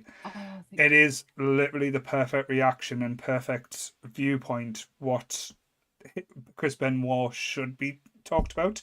And even though Paulie Heyman, I don't agree with a lot of the stuff he says or a lot of things he does, fair enough, he makes money, that's all he's there to do. But his point, I don't know if you guys have seen it on YouTube. No. I vaguely think it's something that's come up on. It's probably come up on TikTok at some point. On TikTok, and it does the rounds quite a lot. It's doing the rounds at the minute on TikTok actually. Again. I'll probably get it then. I got the Miz one today, so I'll probably get that one tonight. I think he's on stage, isn't he? Is it his one-man show kind of thing, and someone kind of shouts Chris Benoit's name, and he's just like, why? And he gives a real, like you said, it's a really eloquent, well put together kind of thought, and I think I'm with you. I was like, oh yeah, you know what? I agree with Paul on that one. Yeah, I'll not agree with Paulie here in a lot of things he says. Yeah, it's very difficult, but he's very good at talking, and the way he puts himself across is I could listen to him and not have kind of opinion on him personally. The one thing that came out of this was the conspiracy theories. Yes. And fuck me, was there some absolute corkers when it came to this. So I don't want to say personal favourite, kind of is the Kevin O'Sullivan one. Yes, I was just going to mention that one, yeah. So Kevin O'Sullivan gets in his car, does the deed, and drives away. It's Kevin O'Sullivan all along. Yeah. Not even joking. People genuinely believe that Kevin O'Sullivan killed the Benoits. I'll tell you what, they even come up with a fucking timeline. Because they don't want, like, say people don't want to say, like, have their heroes shown in this light. But again, and I know it's hard to say, but I think like that's as much time as I want to give him. If I'm going to be honest, I like say Nancy. Talk about her all day. Like as woman, she was like. As it shows on the show, she revolutionized, like say, the manager role. She was beautiful, powerful, everything that you wanted in an on-air talent. And and so I would like to say the last thing on this case, on that thing, is like I say, she is sorely missed. Yes, as Nancy is the last name to mention on there. But yes. So next episode, then let's skip ahead. Well, we'll skip a few seasons. We'll go to the more recent ones, just because. Oh, can we not just do it? Can we do one, maybe two from the third season? Well, we can go back. It's just like I say, I thought we'll go back to some of the more recent, because the one I want to talk about is the one that, like I say, probably most people haven't watched, is The Word According to Marty fucking Jannetty. Oh, God. I'm going to kick myself that I totally forgot this was. I thought, because I remember you saying there was an amazing one, and I said this to Anne today, it's the Bam Bam Bigelow one. I'm telling you, this is the one, and I totally forgot. Well, actually, I'll do a quick shout out to the Bam Bigelow, because I don't think the Bam Bam Bigelow one doesn't need much airtime, just because it's not a dark side of the ring. It's just a sad tale, a sad story of a man working his arse off for his family, makes mistakes. But there's nothing dark or bad about the Bam Bam Bigelow. He wasn't a bad person. Yeah. He wasn't an arsehole. Like he was just a man trying to provide for his family. It was. Do you know what? I'm glad they did it, because I'm glad I got to see him have his little moment, because I don't think it's a name that kind of gets put out there a lot. And this is the one where Anne said these are the ones that hit me the hardest. Is the ones where it is just a genuine story of a man's life, and you get to hear their family side of it and all. And you went, these are the ones that hurt the most. But it's not a dark side of the ring. Yeah, it's just a wrestling. I don't think sad story. Yeah, I don't because I don't think they'll do an Eddie Guerrero one, because it's not a sad start. It's not like bad. It's just it's not. But it would be very interesting if they did, because the Guerrero family is really interesting. That's a different story. But that's a different. If we talk about the Guerreros, like how fucked up Vicky is. But but anyway. She only married into them. Yeah, true. And then she prostituted everyone else. But sorry. But the Marty Jannetty one. Who watched the Marty Jannetty one so far? Because I know it's from the last episodes that was shown. I'm going to go and watch it after this, because I'm devastated I didn't watch it. I didn't watch it, but I did listen to. I listened to Chris Jericho with the producers of that episode today on Talk is Jericho. Right. And they were going on about how mental Marty Jannetty is the person. Like, I didn't realise that Marty Jannetty was still alive. He shouldn't be still alive. Yeah, I know. They said he's basically wheelchair bound now, isn't he? Like, because he was wrestling. He's still alive. Yeah, he was wrestling for 3 years with a broken ankle, and his ankle was about this thing, and he was kept on taping it down to keep it in place. But and didn't he marry his stepdaughter or something? Someone's just saying in the chat he even lusted after his stepdaughter. Yeah. He basically. What a fucking creep! Yeah, I think I remember seeing. Yeah. Basically, Marty Jannetty. Marty Jannetty. If you sent him a message on Twitter and said, "I want to fuck you," he would meet you to fuck. Doesn't matter who you were. He literally was, like, say, that open.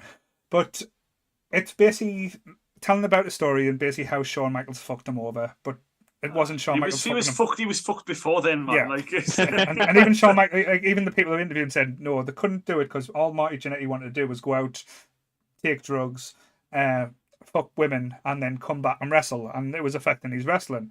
Well, Shawn was complicit though. Like he was with him. Like, you know, they did awful stuff like slept with women, shaved their heads, and then chucked them out in the hotel like hallway naked and stuff like that. Shit. Yep. And that's why the Rockers were released the first time, and then they were brought back, and then that's when they made the idea to split Shawn and Marty up to try and fix them because they saw separate them from each other. Because they saw Shawn was making money, which he went on to be, let's say, the best main event at WrestleMania that's ever been, over and over again.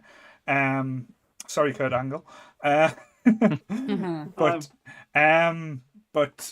the thing is, with Marty Jannetty is this. It's basically like you could just be like it's story time with Adam Cole, baby. It's basically Jack and Nori. Like you don't know what's half is true. He's basically sitting down with these interviews, and he's just got this smile, like crooked smile, and he's telling them all this shit, saying, "Oh, I was doing this. This person fucked us over. This person stole this," and they're like, "No." Even Al Snow was this person was not. When they paired me up as the New Rockers, I didn't know what I was getting in for. And Al Snow is one of the craziest motherfuckers out there. Yep. But the big story is, and you'll have heard this because it done the rounds on the internet for so long. He tells a story of how he killed a man. Yes, I remember this coming out. I have not heard this story. So he was a 14-year-old boy.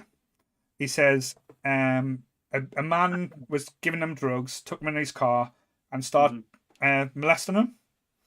Right. So again, I'm not taking the piss. Like that's a horrible thing. And so Marty Jannetty turned around and beat the man to death, and give the description of where it happened, and how he threw him in the river. And this was like 20, 30 years after it happened, to the point where the police investigated it. The police looked at all the local missing persons and reported back and actually said, this person is telling shit. This did not happen. And Marty Jannetty still tells the story today. He's went back and say when you're interviewing Al Snow and get what about the story, and like Al Snow rolls his eyes and get Marty tells this to everyone. He's basically told it all the way through the wrestling industry, to the point where Marty Jannetty says, I might not have killed him. So he's like trying to play devil's advocate now. He says, but if for example, if someone is attacking me in this way, I think I had the right to self-defense and defend myself in any which way I needed to. And so that, and he says it with a look in the face, and then it goes back and all the people that's worked with Marty Jannetty, and it's like, it's like some people saying, oh, I completely believe in him. Some just saying he's a fucking liar, which is just one of the craziest things. And it's like watching a cartoon, like the way he tells his life, and it's just sad because he was talented. Don't get us wrong. I don't think he was as talented as Shawn Michaels, and I'll say that to the thing when you go back and watch when you go back to the Rockers wrestling matches. One was a brute force. Marty Jannetty liked to fight in the ring. Shawn Michaels used to wrestle. That was the two differences when you go back. But if you haven't watched that one, sorry to spoil it for you, but it is one of the more entertaining ones to watch. It sounds really, really interesting. You're right, though. I remember when that hit the news about them like having to investigate that after it had been put on television. I've got some slight insight to Jannetty that I heard on a podcast where someone who was like a wrestling manager, he must have shown up to be like, the big guest spot for the night at like an indie show. Right. He showed up steaming drunk. It was around the time when dabbing was popular. You had one of these. He learned about dabbing from people doing it in the locker room, and when he went out for his match, that's pretty much all he would do to the entire thing. At first the other guy was playing along with him, and then that's all he would do. He wasn't wrestling. He was completely drunk. All over the place. Yeah. Obviously the crowd were then like, "What the hell is going on here?" Also, he was backstage. Do you remember Yoshi Tatsu, the Japanese wrestler? Yeah. He was there too. He kept like staring and being like, who's that girl that's in the locker room? Because he's got like very long black hair, Yeah. like from behind. So yeah, it was just like all the stories about him in recent years. Like I can't believe people will pay him to show up and let him roam free in the locker rooms. Maybe they just wanted to see the car crash in person. Like maybe they just wanted to see it like unravel. Yeah. So does that mean Sean was correct to throw him through that window? Yes. Oh my God. But can I just say though, that wasn't real glass. Yeah. Was it not? See, Jungle Boy, you don't need real glass to get over. But yeah. But sorry, I had to get that one in. But interesting ones for this season. I know, like I said, the fourth season was huge on the drug take and like how it was a lot about the overdose. But one thing that episode that wasn't about the drug, like overdosing and stuff, it was probably overdosing on egos. But the Bash at the Beach 2000, the finger poke of doom. We've heard so many different stories and so many different things that came out, and like after this, like this was basically the death blow to WCW. I know people that say the death blow was when Mick Foley won the championship, and they said Mick Foley's gonna, if you want to turn over and watch a broke down Mick Foley win the championship, and everyone did, which was probably the highlight of my wrestling night. But because Mrs. Foley's baby boy won the title that day. But Bash at the Beach is infamous in the wrestling industry for what went on and how it was handled. And to see it be like how it was explained now, I'm still baffled. But did anyone again watch this episode? I've heard the stories because you can find lots of videos of Kevin Nash eating like linguine and stuff and drinking red wine. Getting his spaghetti in and that, If you buy a plate of Italian food, he'll basically shoot with you. I like the way the NWO like I know Eric Bischoff is also another awful harsh businessman, but the way that like those four guys like the NWO just like ran riot over like that entire company and like stole all the money from the other wrestlers with the giant contracts, and it's just like how did that all happen like in a professional business, or you'd think it was. It was so not, wasn't it? Like just ran by them in the end. Like they could just go out and do whatever they wanted, and it got to the point where there was like a weeks where there was no wrestling actually happening because every fucker was just talking. It was just all NWO segments in like it depends what era of WCW, because as you said, you got the NWO when it was run by Bischoff, then the power was taken off Bischoff and it was given to Vince Russo. Then we had the Vince Russo years where it was basically every idea that Vince Russo had was thrown at it and stuff. And funny enough, the mainstay for the Vince Russo bits was the Goldberg years, which is crazy to think about. But the Bash at the Beach, what I was surprised at, that everything was meant to be a work up until Russo got into the ring. Like the whole Hogan doing like it wasn't the finger poke, sorry, it was Jeff Jarrett lying down. Yeah. Both of them were in on it. That was planned. Hogan was meant to run off and be pissed off, and then go off into the plane and like be happy, and because Hogan was meant to come back like in a week's time or 2 weeks' time, but Russo went off script, and that's when it all fell apart. So to me, I thought Jeff Jarrett lying down, that was not part of it. That was supposed to be the start of the shit, but that was the plan. That was what Eric Bischoff and everything had signed off. That's where I was like, this is crazy. Because Eric Bischoff and Hogan went off and flew off in the jet and were happy. And it was only when they landed and they got the text message, they realised that Russo went back in the ring and restarted. So that's why Hogan kicked off saying he was the true champion, because he didn't recognise Booker T as the champion.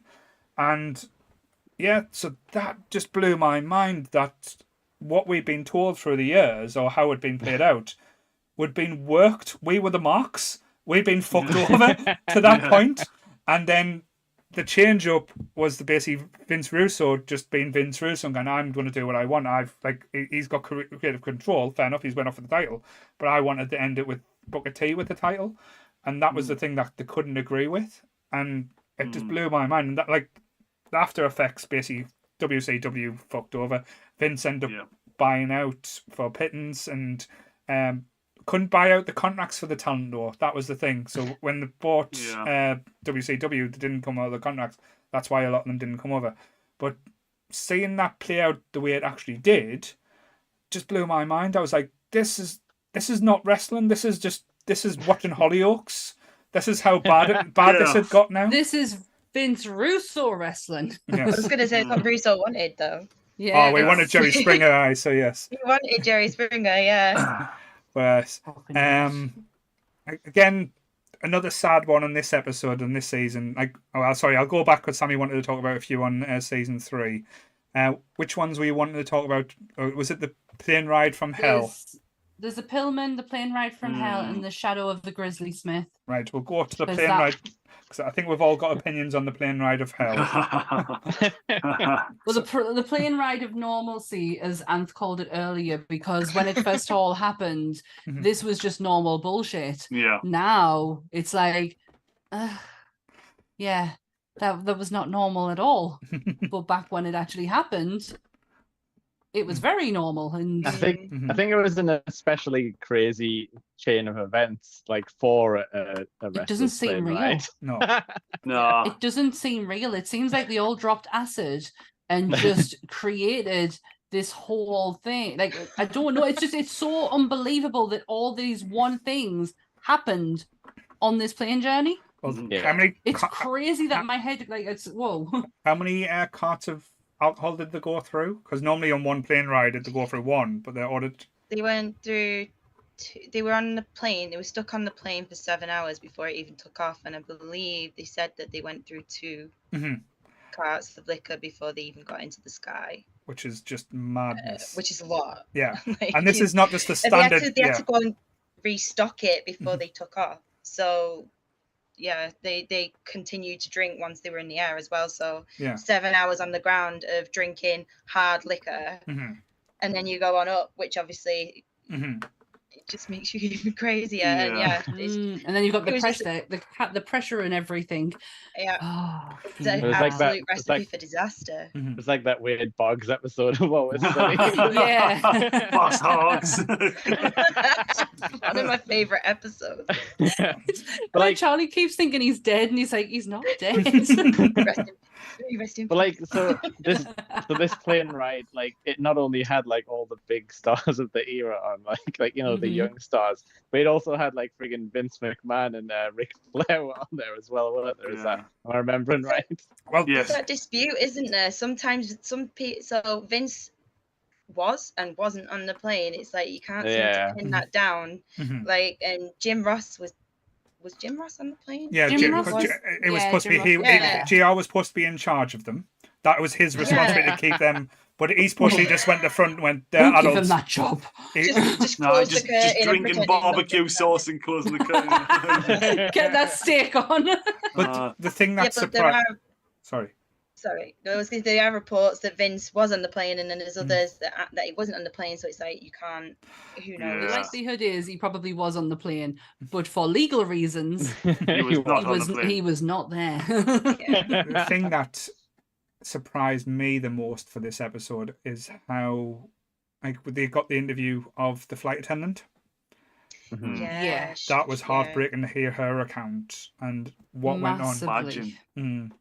Because I know you probably think, how bad could it have been? Is it like just rowdy? Because like we've all been around rowdy people and stuff like that. Probably not rowdy wrestlers.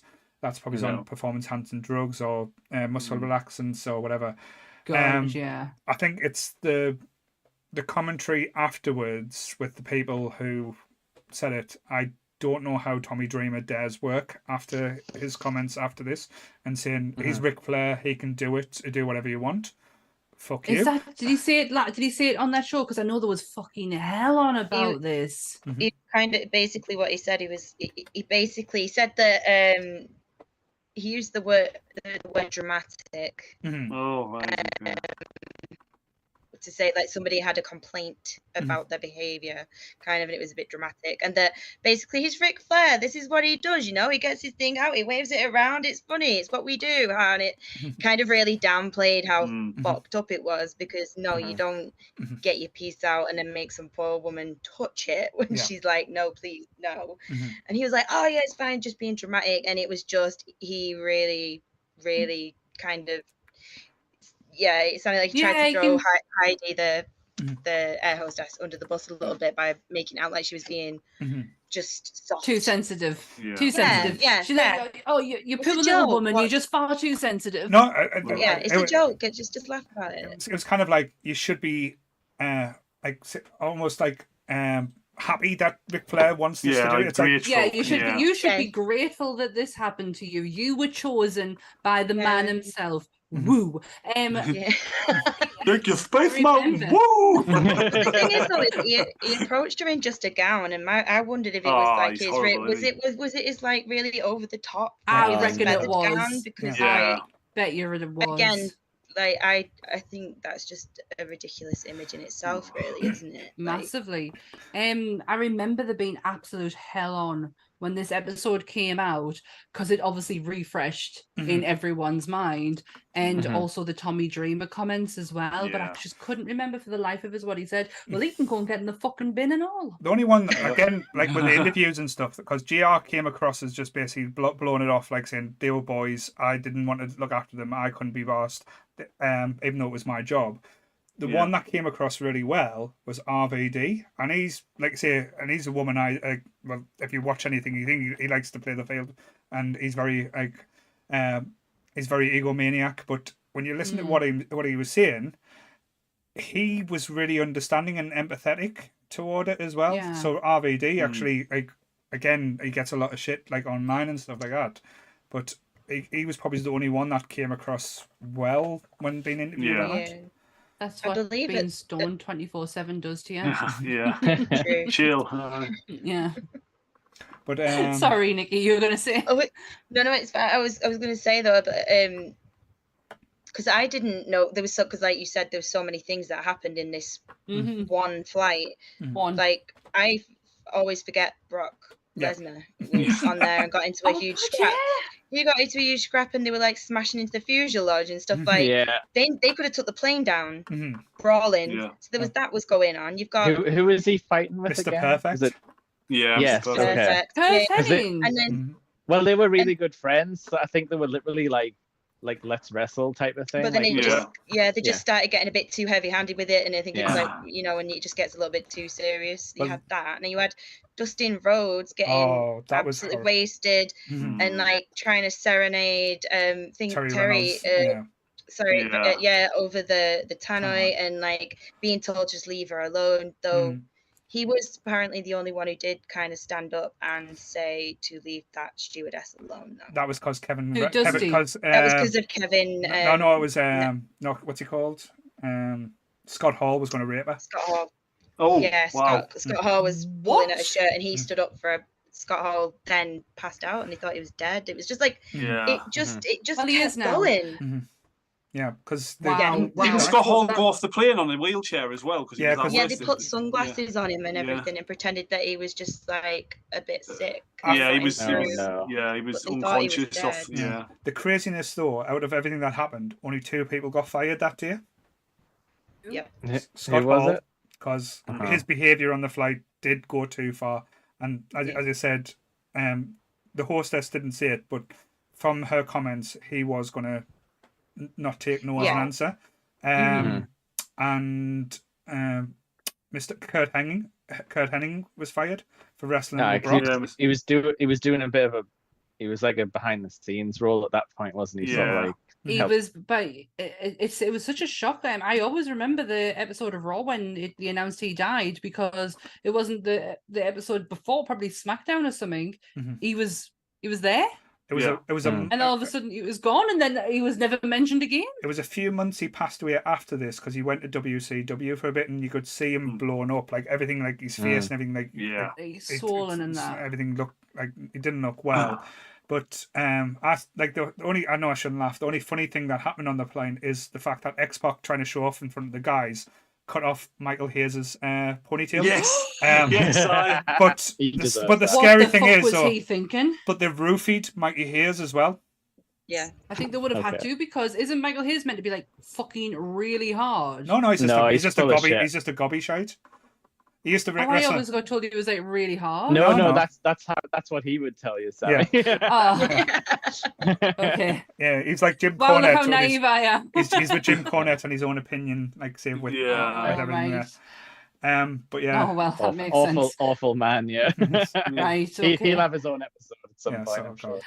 Wasn't it him who had the Freebirds or something like that? That was Michael Hayes and the Freebirds. Because that's how the New Day could interchange the tag team, because they made the Freebird rule where the three of them could interchange the two title belts. But yeah, the other one I wanted to talk about was obviously the Brian Pillman one, but I just want to skirt over this one because this is probably one of the grimmest ones of this series. I'm trying to look at the series, but it's pretty grim. The In the Shadow of Grizzly Smith and the story of Jake the Snake Roberts and his family. Holy fucking shit, the bread. Like, you know, if you've listened to this podcast before, you know I'm a huge Jake the Snake fan. I didn't know Rockin' Robin was his sister. Had no fucking idea. And two, kind of understand where the lifestyle comes from, the childhood he fucking had. Yeah. Because Jesus Christ, I would have to do a lot of drugs and alcohol just to fucking put one foot in front of the other. Yeah. Like, honestly, it is a grim episode, but it's worth the watch just to understand Jake a bit better, because he does get there's a lot of ideas about Jake the Snake Roberts, and this will put a lot of them to bed. It puts a bit of understanding behind the pain behind his eyes now. Massively. Yeah. Do you know what I think? Do they follow him in? Is it Wrestling with Shadows? Is he featured in that? Because I think he tells the story about his father, and he actually goes to see him with the documentary crew, and it's really awkward. He's like his dad's like digging a hole in the backyard or something, and he's just sort of standing off to the side, and it's like they can't even like look each other in the eye. It's like no, but he's still got it. It's such a bittersweet pill, because he's still got a lot of respect for him, even though he knows he's always what looking. He is. He's always looking for his like recognition, or just for his dad to say well done, even though the monster that his dad was. But massively, I just wanted to mention that episode, not to go into great detail about it, because it is a really hard watch. But Jake is one of my favorites, and it does put. It just helps. There's a brilliant documentary on the life of Jake the Snake Roberts, which is part of where he gets his help from DDP. It's incredibly inspirational, incredibly moving, but it doesn't really put things into perspective. It shows you his life, what drugs and alcohol have done to his body physically. It doesn't tell you as to why that took place. This episode does it. The entertaining thing about Jake the Snake is Roberts and these type of shows is I love his interview when he talks about the Ultimate Warrior. It is one that I shouldn't laugh, but the fact that the way he puts it across is just hilarious. Is the fact that he was waiting at behind the stage at the Ultimate Warrior's Hall of Fame induction ceremony to punch the fuck out of him for costing him thousands of dollars. He even had a wad of quarters in his hand, rolled up, ready to smash him up. Because I wish he had done. I've been great. And he did die the next day. But because of like say if you watch the Warrior episode, basically Jake the Snake was meant to be the Warrior's next opponent after Hogan, and like I said, that was going to be the run that was going to make. I don't know if they were going to put the belt on Jake. I don't know if they would ever put the belt, because he's not really. I don't think they would have ever put it on Jake the Snake Roberts. Just for marketability, he's not the guy that's going to make the money, but. Probably now he would be, but back then they wanted the colourful and the superheroes. But he was going to didn't make. know what they had. He was going to. Yeah, Jake was massive as well. Like, I mean, was he like 6'6"? And he's a big guy. Well, he was like a big barrel-chested guy instead of like ripped. You know, he looked like a scary dad. Yeah. Actually, he looks a bit like Jake. Jake, is that just all the names now? Are we going to start calling Jake? Damien. They didn't know what they had with Jake the Snake Roberts, because the psychological aspect and psychology of what he could do to you. I mean, Jesus Christ, watch one of his old promos. You are literally suckered in within minutes. You are fixated on him. He was a master at it. He was also the never. I was going to say he was the unluckiest man in wrestling as well, because not just the Ultimate Warrior. The match you mentioned earlier, I was going to mention. You said your favorite match was basically Randy Savage versus Ric Flair. That wasn't meant to be the match. No, it was meant to be Jake the Snake Roberts, wasn't it? Versus Macho Man. Macho Man, yeah. But the reason why is because Jake the Snake Roberts slapped Elizabeth live on air, and her family weren't in tune with the business. Wouldn't allow Macho Man near Elizabeth until he called off any arrangements with Jake. That's why their run was run so slow, even though it was building into something, because Macho Man refused to work with him after this, like, say, he slapped Elizabeth on air. Well, that's fun to come from him, because he used to lock her in a cupboard so she wouldn't look at other men. Yep, but that's where wrestling is. Oh, well. So again, Jake the Snake, the unluckiest man in wrestling. He is. Could say that, yeah. And he had one of the best themes as well. His theme was amazing. Yeah. Synth wave sort of sound. It was great. So that episode was grim but worth the watch. The Brian Pillman episode was a fucking ride from start to finish. I thought I knew everything about Brian Pillman. I knew jack shit after this. I was like, I fucking know that. Can I just say, I knew the Austin video, that's it. Can I say, this is not going to mean to be disrespectful in any way. How batshit crazy is Mrs. is his wife now? Like, she went from absolutely, like, looking normal to looking like she was part of the Hills of Eyes. And MJF said something about that, didn't he? Yeah, I think so. Yeah. But Jesus Christ! Because Pillman Jr. is a current wrestler. I always forget about that. Oh, is he? I didn't know that. Now signed to NXT. Yeah. Oh, really? Interesting. Yeah, he's not with AEW anymore. No. He had a proper 80s man gimmick, like he had the mullet still and everything. Yeah. Like, was it the Varsity Blondes or something? Yeah. And Griff, the other one, is on Ring of Honor now. All right. Gotcha. But the thing is, Brian Pillman Jr. just looks like a miniature version of Brian Pillman. It's scary. The mullet and everything. It's great. It's like just he not had as such loose a a cannon. look. He had such a look and such a presence about him. I will always remember the incident with a gun. It was Austin. He's got a gun.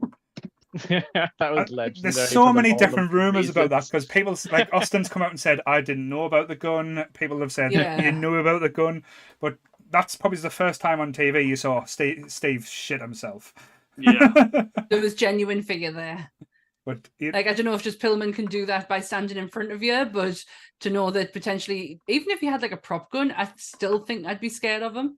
Yeah, because I knew when Pillman joined WWE, I knew he was injured, because he was with the Heart Foundation on the crutches. I didn't realize how badly hurt he was till this. Yeah, like to the fact that he was never going to wrestle again, and he was just conning the WWE, because the reports was his leg was that fucked, it was never going to support anything. And that was the craziness of it. Didn't he kind of skirt around it though? Play a lot of it off. He was like, we've said this a couple of times about people who've like tragically passed, but he was ahead of his time on like the promo game. He really was. He was doing like really interesting stuff that you would probably get out of like, modern wrestlers like now, like really like kind of interesting, like artistic in like an unhinged way. So like he was getting by on that, I think, because the people were like, oh, we can't wait to see like this guy like back up what he's saying and stuff like that. But it's like it's an interesting way to try, because he did think he could get back in the ring at some point, because like there's always the stories of those wrestlers who like defy like medical science, like Terry Funk, for instance, should not. Well, Terry Funk did that, and she should have ended. His career should have ended a long time ago. I think he is literally an anomaly. Like the doctors are like, I don't know how you live with that amount of like damage to you, like your body. But yeah. But he was just held together. Well, back it finally in the caught end. up to him as well, didn't it? Gosh, it's only been recently, like in the last couple of weeks. Yeah. What? Rest in peace, Funker. What did you think of? I said with his promo style. What do you think was the best Pillman promo era for himself? What was your personal side? What? I'll go with Nikki first. She looked like she wanted to answer there. Oh no, I'm literally trying. I'm running through. I don't. Yeah. Well, I'll answer for me then, because to me, I thought this WWE stuff was good, but it was nowhere near his ECW. Like, say, the unhinged starting thing when he was just telling people to fuck off in the screen, and it started a little bit in WCW when he was about to leave, when he called Kevin Sutherland out, saying, "Oh, okay, Booker man," then left the ring. And people were like, "What's a Booker man?" Then having to research it and find out that like, it was like opening the curtain, getting like David Meltzer to give information about it. But his ECW stuff, like if you want to see Pillman at his best, forget about his WCW. When he's working ECW, was light years above. I know everyone thinks ECW is all about blood, guts, and stuff. But some of the promos in wrestling, like if you go back and watch the Mick Foley promos in WCW, fuck me, they were good. Like ECW, I know Foley didn't really wrestle in ECW, but his promos and how he worked was absolutely magical. Some of the stuff, and I know I don't like the extreme side of the wrestling. Like some of the episodes, like the Nick Gage one, I'll never watch because that's just not for me. I can't get away with that. But it is a gross one. Yeah. but Nikki smiles and says, "Yes, that's a gross one." But apparently by some accounts, Nick Gage isn't that bad of a guy. He's just does that very violent style. But he's come out in like support of trans rights and stuff recently, and everyone's like, "Okay, Gage." I know. I think he might be a nice person, but I don't want to say that type of wrestling. You don't want to get a pizza cut around over your head, is I thought that was a really well-timed moment, personally, when that happened. But the Pizza Hut were mad about it. I thought it was great. It's all about money, but it is a sad because Pillman was basically a victim of his own success as well. The more he got, and like the things he did, like his first wife, what happened between him, like the one thing that did come across, he loved his kids and he was a great father figure, and not many of the wrestlers could come across and say that similar type of things. He would always dote on his kids, but unfortunately, like as with everything, went on the road, he liked to dip his pen in the company ink with other women, and lost his first wife who couldn't handle it. And the story of her, how the gardener stabbed her, that was just absolutely terrifying. Like how she was attacked and stabbed, I think it was about 7 or 8 times. Yeah. So wow. And then unfortunately, she passed away due to suicide, I believe. And then he got with the person who probably drove him more insane, than because she was the craziest person I've ever seen. And even in the interviews now, she's saying, "Oh yeah, I took the kids away from her. I probably shouldn't have. I'm a mother. I should know best. I don't know why I did it then. I just did it." It's like fucking hell. At least have a reason, or at least show a little bit of empathy and sympathy, and all the empathy is towards the fact that he is no longer here now. Yeah. And you're giving a future episode on a past person. Fuck me. But and she came out and admitted that she had drug problems and had these issues, which a lot of them do have. And but again, a lot of these episodes, it does you do get some talent where they've just went through the motions and got to the end of the career, and things have happened. There's a lot of them where it has been cut short, and some of them is quite sad. And I know again, down to their own decision making as well. I know the first episode of the season 4, which I was interested in watching because the person on this episode, Oh it god, just yeah. cannot seem to be out of the news. The Chris and Tammy. Yeah, it's Chris Yeah, Candido, isn't it? Yeah. Chris Candino and Tammy Cinch, and wow, yeah, she's in prison right now again. Yeah. She's DUI. she's not getting out of prison now. She's not getting out of prison, no. No. And do you know what? She needs to stay in there. Yeah. She needs to. If anything, she can get out of it. She needs to sober up and look at her life through sober eyes. Well, I think she's. Well, I if think she's ever had them, yeah. I think That's she's what actually getting she's charged avoided. by homicide now. It's not. Yeah. It's not a DUI. It's like. Oh, it's not DUI. No, it's death by dangerous drive.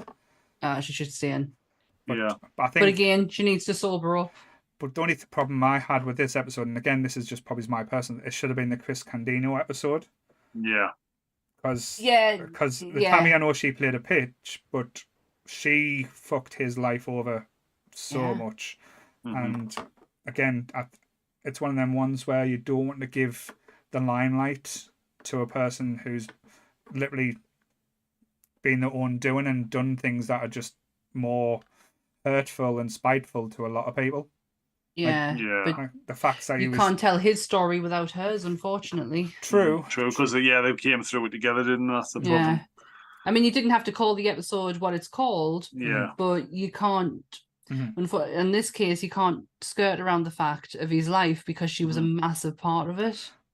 Yeah. But and they were trying to It was a sad one. they were trying to get Tammy on the to speak up on the episode, but her lawyers said no, she was up for it. Because it was because she will talk. Yeah. She has no issue in talking, and Yeah. she's quite brutally honest. If you've ever heard any past interviews with her, Yeah. she's got no issue in telling you anything about herself. But does she deserve the time? No, well, that's the thing. They said it would have been a much longer episode. The network was up for it. But her legal team went, fuck no, like, because you're just going to Because she'll implicate incriminate yourself. herself. Yeah. She says there's not even like charges being given for certain things. You will literally put yourself in prison for longer. Like, Yeah, she'll start admitting to stuff that she's probably done that she never got caught for. And yeah. Jesus. So one thing before we wrap up, I was going to ask this question Yeah. as well. It's quite an interesting one. Right. We know there's going to be future episodes or future things. Is there stories or if there's any episodes that you want to see or hear about personally? So just to give you the few moments to think about that one. I have actually been thinking about this because I thought if you didn't ask it, I was going to ask it. Because I have a feeling that some time has now passed that we will get a China episode. Yeah. Yeah. And And that'll be a dark one. Yeah. Definitely, because all the stuff that happened to her, like. And I don't know if I'm quite ready. I'll be honest, I don't know if I'm ready to watch something like that or not. I couldn't even watch the documentary that they did on her where they actually found her in the no, fuck that. I don't know if I'm ready to watch that. I think if the closest one to that you can watch is the Chris Canyon one. And again, say that is a beautifully sad one. And again, if you want to think John Cena's pure and white, watch that episode and you might think fuck Cena for a little bit there. That's what I was gonna say about the China one. Like they would have to touch on like Triple H and Stephanie's like part in all of that because like all the letters and that you found. Everything. Gets massively swept under the rug, obviously, because Triple H is like very high up in the company now, and it's very much like out of sight, out of mind with the China stuff. But I would hope they would at least touch on that, but they might be like scared too for like legal recourse from the WWE lawyers. Probably. They need to do her apologies made. I think they owe it. I think they owe it. I think to get her story out there and things like that, so that and in the correct ways, because I really feel China, she just doesn't get the acknowledgement she definitely deserves for what she did for women's wrestling. I mean, when I was watching it, she was China. She was the ninth wonder of the world. Yeah, and she was wrestling all the guys and Billy Gunn and everything, and she wrestled Jeff Jarrett, and she was wrestling icons. And then I stopped watching it, and I kind of missed her kind of leaving. And I heard about everything, and I've seen things, read things afterwards, and it genuinely breaks my heart, because to me, she was women's wrestling. She didn't fit the aesthetic, you know, that they did. Women in wrestling did them, which for me, I didn't fit that kind of look either. So I was like, oh great, like we can still be awesome and not blonde with big tits. It's great. But then they give her big tits. I thought and I just thought as well, like women, she showed us women can be strong, like strong. And I was genuinely heartbroken. I feel like they owe it to her. They do. Really. They ought to do it right and to tell the truth. She's when it comes to decision making, she's no angel. No saint at all. But she was an incredibly vulnerable person who was thrown into things because look, it's shiny, bright, money. He has all the money. Chris Jericho can go and get himself in the fucking bin at the minute. The way he's been talking about. God, you sounds like you've got a list. Yeah. Honestly, my bin is getting bigger and bigger as the day goes on. That's the thing, though. They can never do a Jericho episode, can they? Because they've friggin' hired him. He's not daft. He's not thingy on it anymore, is he? I don't believe he's. No, his voice was heard on the episodes I was watching. But the way he's been talking about her recently. There's no need. She's not here anymore. She can't defend herself. To be fair, though, that's just Chris Jericho. It's like, see, when it comes to his podcast, all he wants is views. So he is trying to be the most controversial person. No, this wasn't even. And that's if he wants to put it on his podcast, fine. But he wasn't. This was somebody else's, and they asked her their opinion on Chyna and her wrestling ability, and he was fucking horrible. He said she was like the sloppiest person he's ever worked in the ring with, and like. And he can't say it now, really, because the amount of times he's nearly botched the lion salt and stuff like that, fucking signature move. Hey, ask him where his wife was on January 9th or whatever. I just think when it comes to her, it's tricky, and this whole Hall of Fame bullshit where she was inducted when she's inducted with DX. But not herself. Because if you Google, like, Chyna's the only wrestler where if you Google them, you're going to see, like, some bad stuff. You know, that's what Triple H thinks. That's what Triple H said on Stone Cold's podcast, didn't he? No. That's what he said. He said, I don't want my children typing her name into Google and finding out what she did for a living. Yeah. Like porn, basically. As if that's the worst thing a wrestler's ever done. I was going to say, has he googled Shanzi? Because I've googled her. There's some tasty stuff about her as well. Well, to be fair though, he wasn't complaining when he was sticking it in her. Yeah. Boom. On that note, boom. So has anyone else thought of anyone though? Sorry, mine kind of took right over there. Well, I don't know whether. I'm looking through the list of episodes and I don't think it's been mentioned, but. The whole thing about Randy Savage, like forcing himself up on Stephanie McMahon. Oh, yeah, like the whole conspiracy. Were they actually together or? Yeah, like when she was a minor. Yeah, that would be interesting. I don't think they'll have the balls to do that one though. No, that's really controversial and like because she was 15 or something, wasn't she? Well, apparently so. Yeah, but is there anyone left who can tell the story, like, and that you could brother's alive? But like, is there anyone who is like close enough to know? Because like obviously Stephanie's not going to say anything. No, Vince and Steph, that's it. Yeah. She doubled down. She doubled down on when it all came out and said, "Fuck this did not happen." Yeah. But it's probably more a conspiracy episode than it is an actual but it would still be thing. It would be interesting to hear like people's opinions and like how they kind of like piecing this together. Yeah, that would be interesting. Because apparently, like their girlfriend he was with at the time, they took loads of ecstasy together apparently, and she said that he admitted it all to her. Yeah, but it's Randy Savage. Yeah, like. He was constantly up in space, wasn't he? Exactly. Bone saws ready. What about you, Nikki? Have you got any? I would love to see one on Perry Saturn. Interesting. You've obviously got the whole just Perry Saturn and Terry and all that stuff, but you've also he full on saved a woman's life and got stabbed and didn't notice, and just like whole, and then he's drug and alcohol. He was homeless for a while. Obviously his punishments in the WWE we know Moppy. But he fucking got that over. Do you know what? He got that so over because I was watching that when I was like a teenager and I thought it was the best fucking thing ever. Yes. I thought, this is so funny. Yes, and now I watch it Perry back and I feel so bad. The thing is though, he was never not drunk. Mop over. He was always pissed in the ring. He was never not drunk, which is very dangerous. He went missing. He went missing for 2 years, where he was actually a missing person. They were looking for him. They couldn't find him for 2 years. There needs to be one on Perry Saturn.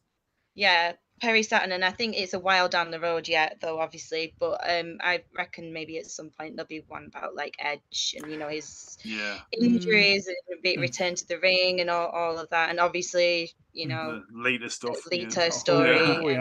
And all that stuff. But I think for me, definitely Perry Saturn really interests me. Yeah, the more I hear about the guy, the more I find out. Like he was insanely strong.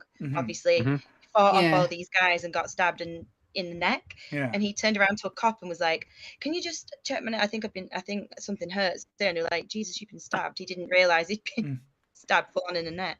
Yeah. So I find him crazy interesting. Because he just disappeared from everything for so long as well. So great shout there. Oh, you might have won the contest there. Yeah. What about you, Jake? I'm gonna rip mine straight out the headlines when you see CM Punk. Because like honestly, which version? The stuff that's not all of it, but the stuff that's been coming out recently, people have been saying like, I think Vince told him like, you are worse than Shawn on drugs. Wow. Like Shawn Michaels. And it's like, how Shawn bad... Michaels was the worst apparently to deal with when he was But obviously Vince always had like a soft spot for Shawn. He was like a son to him, like literally. But, my son. But like boy. CM Punk, like I've just never heard of someone like so like toxic. And he's like swung the hearts and minds like a few times like back to himself, which is like it's really interesting. But none of his friends will like stand by him for more than like 1 to 2 years. Well, what he did to Colt Cabana, Colt Cabana, that was the name I was trying to think of in my head. Because that when best friends, literally best friends, like saved each other's lives, like from like falling apart, and then like he literally just fucks them over like that. But like when that podcast hit, like that was like probably the biggest day of like wrestling news I've ever like lived through. I barely remember that. And we were all on his side. Like it's just nuts how he's been able to manipulate like the world almost. And also half the people he's working with, and then half of them find out, and it just flip flops back and forth. Like I don't know who could tell the story, because there's so much like bad blood, like you wouldn't know who to trust and who what was saying. Such a hard story to get the full truth. Because it's going to be so many non-disclosures. It would have to be years down the line, because there'll be more stuff to come. I think. I don't think you've heard the end of him at the minute, really, with everything that's going on. I think there's more to come. So maybe they might like wait for a lull and be like, this is the time. Do it now, build it up again. But apparently he's still going on about like people being Triple H stooges, and it's like he's talking either like a wrestler from the 90s or like a child, and it's just like full on narcissist. It's like me, Well, that's the thing. Like he keeps on going on about stuff that like it's been and gone. Like how's about he tries to fix what he's doing now? I'm going to be interested when he releases a statement, because he said a statement's going to be released. But I know after the event, he did say, was it Harley Race liked me, Dusty Rhodes liked me. I don't care if any other fucker doesn't like me. So that was. Well, you clearly do. He clearly does care. That's the problem. Yeah, that's the thing. But I love Adam's just blatant straight face when he said he cares so much though, and that's the actual problem. He cares so much, but has to say he doesn't. Yeah, he wants people to like him that much that he makes everyone hate him. He hates himself. That's the problem. Yeah, I prefer Coke over Pepsi. and Gotta get the that GI Joes instead of Cobra. Yeah, I'm drinking Coke too as well. Yeah, fuck Oh, it. well, I'll be the odd one out. I've got 7-Up. That's all right. It's still not. It's still not Pepsi. It's fine. Mine's probably not a person, but probably I would love them to do the full day from start to end, from what happened on Hell in the Cell with Mick Foley and the Undertaker. Oh yeah. From them walking in the building, Undertaker having a broken leg, them planning out the match, what they're going to do, and them coming up with the idea, fling us off the cage, throw us through the cage. Oh no, through the cage wasn't planned. That's supposed to be giveaway, wasn't it? Yeah. But the one off the top was definitely Into planned. the commentary table spot was planned, and the one through the middle of the ring wasn't, was it? No. Yeah, No, no, Is that where he lost his tooth? Yeah, It went up his the nose. chair fell and smashed his face and smashed his. Yeah, because cheeks, didn't he choke slam him through? Yeah, Yeah. And then Well, there was a just chair fell. next to him, You and the think, chair though, fell. We think the weight on there, because I mean, Mick Foley was what, like Oh, he was overweight. 300 pounds, Yeah. and the Undertaker. That's what these weight About was. the same. Overweight. So the Undertaker I then, love the it. Undertaker back then was like 328 pounds, something like that. So you think there's that much weight on that flimsy bit of like chicken wire. What they've always said was like, oh, like at last Bad Blood or whatever, like they were throwing Shawn and Taker were throwing each other all over the top of the cage, and it wasn't moving. So like I think they genuinely thought it's going to be the same cage. Yeah, but Shawn Michaels was like 200 pounds wet, like that's but it just like it immediately gave way. There was no no bounce. He just goes straight through as if there's nothing there. Then the fucking Undertaker drops down with a broken ankle. Fucking hell. Yeah.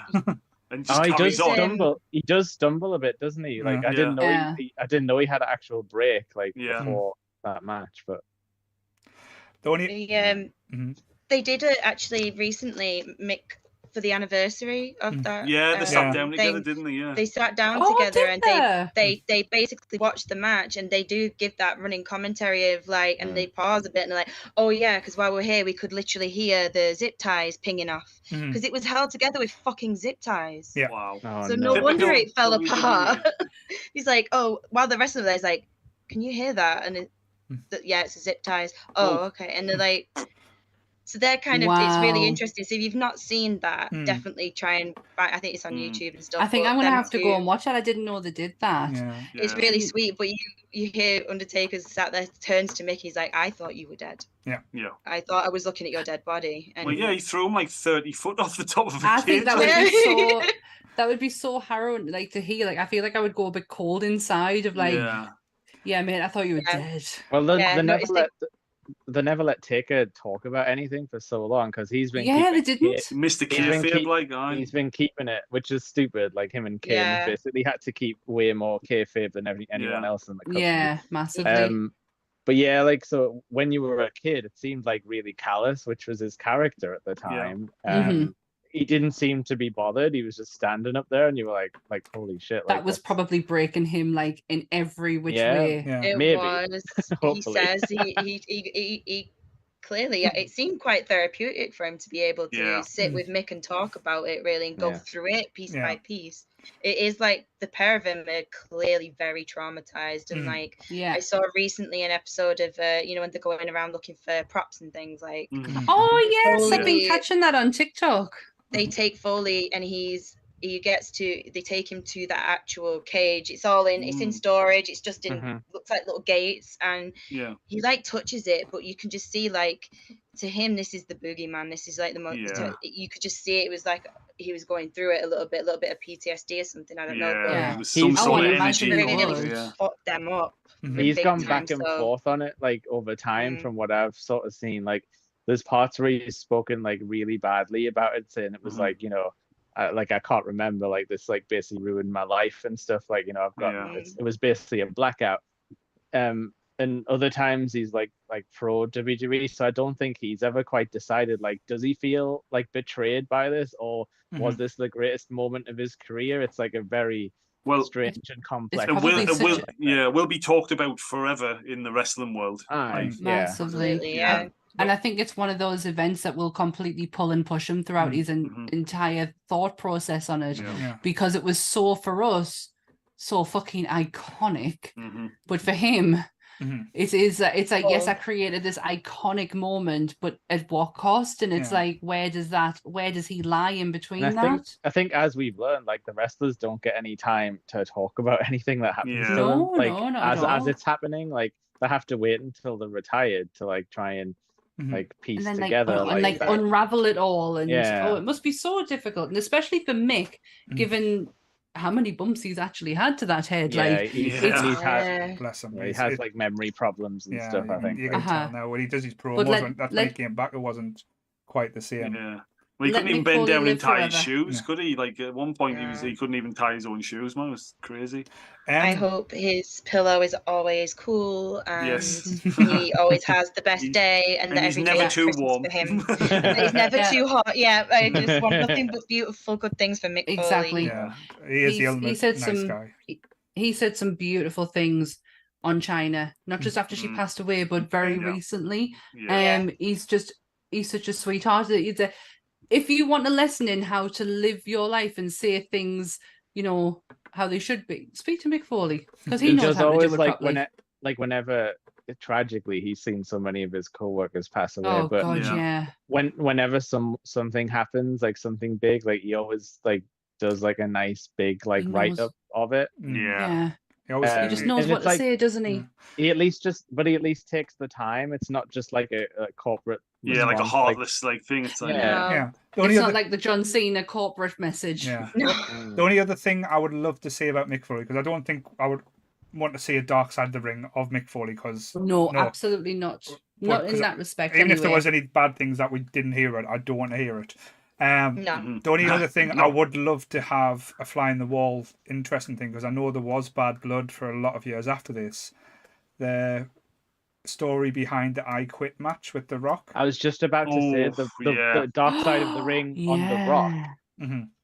But his PR thing with his PR machine. I remember that. I remember that. Man. Oh my God! And he just kept on going and going. But did you hear about the stuff afterwards, though? Because that's the interesting thing. Where I would like to think, because basically Mick Foley didn't agree to all the chair shots. Yeah. Afterwards, when they have a match like that, it's normally customary that the wrestlers see each other to make sure they're all right. Yeah. The Rock fucked off afterwards. Didn't say anything. That doesn't surprise me. So basically bashed his skull in and then fucked off. What was meant to happen when Mick Foley was going to return, they were going to have like, this was many years ago after the Rock had been to Hollywood. He was going to come back. They were going to have Mick and the Rock fight off again. And Mick pitched an actual storyline to the Rock, and the Rock turned it down because he said it was too real. Basically, Mick Foley was going to pitch it that he was going to do a video of basically the Rock taking him head off with all the chair shots, and basically say to him, "Where were you after the match? Why did you not come and see us?" And literally bring a thing. And the Rock couldn't face up to that. No, and the Rock said, "No, I don't want to do this. It's something I'm not proud of." Because again, that's on, like, with the Montreal Screwjob, like that's on film for like Beyond the Mat, is it? Yeah. Like that. Like, been a long time since I've seen that. They're in the bathroom with him while he's getting stitched up, and like, so you see the aftermath, and like the Rock isn't there, so. And he's asking, like, where's Rocky type of thing? Like, so, like, it's on film. Again, it's another thing that is, it's documented that it actually happened that way. Yeah. It kind of doesn't surprise us that that's the attitude Rock took in that time of his career. Because the arrogance, it even ran through his character to a point where you're like, are you actually pretending, or is this just really you? Because you're playing that far too well. And it wasn't until he kind of like, he comes back in the era that I fucking loved him in. He seems to drop the ego a little bit, like, to the point where it's a bit more sincere. It's for me anyway. Because this is when I like totally fell in love with him. And it's a bit more, the sincerity comes in just to play just ever so slightly. But I'm glad to know that he regrets it. But wasn't that the era when he came back? Wasn't that when Brock Lesnar slapped the shit out of him a few times? But So, but yes, No. no. But there's a lot of ones that you say it could be interesting to hear the stories of. Like, hey, yeah, let's do a whole series on Vince McMahon because we would be there for fucking ever.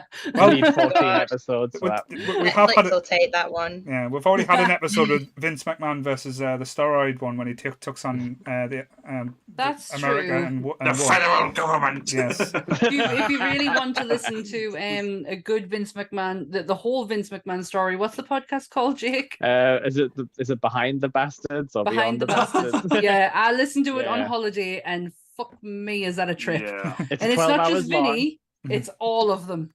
It's, It was, it's like it's just a document of like all of Vince McMahon's crimes. It's about 12 hours long. Man. I know what I'm listening to this week. Taking notes. But yes, so thank you guys. That like I said, Yeah. No worries, it's been good. I knew it was going to be a hard one to get all the information in, but I think we did well. We've done okay We there. I think we did Yeah. well, and I think we could revisit it again, and just if we wanted to like kind of break it up. But for a starting point on, because when it comes to wrestling, we can talk about all the good stuff and all the good storylines that we remember, but we have to remember that there is kind of a dark side of it. Yeah. So I think we've done a really good introduction into that. So well done. And we survived the Thumbs storm, guys. We survived the storm. Yes, we are. Fuck yeah! When you, see it. to be fair, though, when we saw the thunder and lightning and the rain, we knew we were going to have technical issues. So any apologies for any issues that, like, say, anyone's had. Hey, we're still but here. We still got through it, and like I say, we got Nikki back, and like I say, towards the end, absolutely perfect. No, It's it was okay. great. So anything you want to plug? So Jake, have you got anything planned for this week? No, except the toy talk that we're having. Jake's with us on Tuesday. Yeah. Yes, we've got the toys on Tuesday. Yeah. So that's going to be interesting. It's not Donna. It's not them toys. Donna, no. So, Sammy, do you want to plug your thing tomorrow night? Yes, Monday is Monster Monday, so it's 7 o'clock. Me and Dan are bringing you a Universal Monster that we really try and make you enjoy. No, honestly, it's a really good episode on a movie that we were really not feeling. But I did enjoy it because we got to talk about Universal Monsters again. Cool. So it's on 7 o'clock on YouTube. Cool. What about you, Adam? I'm gonna be starting up a Facebook music page again, so I'm in the middle of working on Photoshop for new logos and stuff like that. So just to get me stuff out instead of just putting it on the community page, like putting it on my own sort of thing instead of just Instagram and TikTok as well. So I'm in the middle of doing that. I'm in the middle of I don't know. Has Donna told you? Am I allowed to tell you, or what? Or do you know? Just tell We us. don't know. Don't know about Come on! that. Oh my Well, God! yeah, Is you have to now. this sort of a... Yeah, I'm gonna have to put it out now. Sorry, Donna, if it's supposed to be a secret, but I'm busy recording music for Donna's wedding. Ah, yes, I did hear that. Yes, Because the so 50-year-old that's- is getting married, so yeah. Oh yeah, you're adding age onto Donna, like You we'll really add are. height onto me, like feet Oh, and height. yes, we're I'm tall. up to 40 feet now. Apparently. Sorry, we haven't. You're the You haven't got 40 the. at the You know when beginning of you haven't got the arms out today though, Adam. So it's fine. There's the gun show. There we go. Yeah, you were the Yes, Lee, it is finally a Boris Karloff solo episode. Watch it. What are you? Sorry.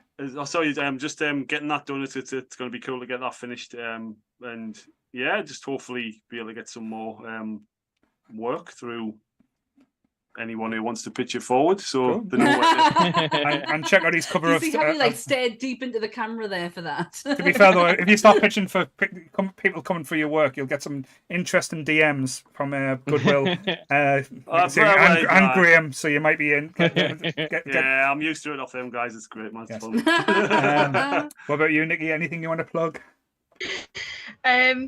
Just I'll be doing my Wrestle Chatter Wednesdays again over on probably moving it to Twitch though from TikTok Live, just because more people seem to want it now that over I've- on Twitch. On But TikTok, you're gonna move it to Twitch. My God. I'm gonna give it a try. I'm kind of doing a little bit of market research there, and then yeah, that's just if you follow me over on Twitter, or if you follow Penciled In, so I'm one half, my partner Mike is the other half, and we basically watch all the wrestling, so you don't have to fill those gaps. Yeah. I like that. I think that there's too much. And then so just join me, because at the minute we're going to be making a bunch of videos we've got some reactions for last week's all of the wrestling last week's that we've not even managed to get up yet because things just kept coming. So if you find me on Twitter, which is Nikki_penciled in, then I just post everything on there. And join the Discord, because we're super nice and we don't bite. We try. Yeah, I think me and Adam's joined your Discord already. I think. Yeah. Yes. But if you send us the links and post. Yes, I was going to say, send us your links over. I'll put them in the description for the video as well. Like I say, I'm always behind with that type of stuff. I'm not as good as Goodwill. I do apologise. But kill you. Yes, we do have a special episode on Tuesday where we have the Retro Rooms guy from Sunland. Aidan is coming on. We're going to be talking all about.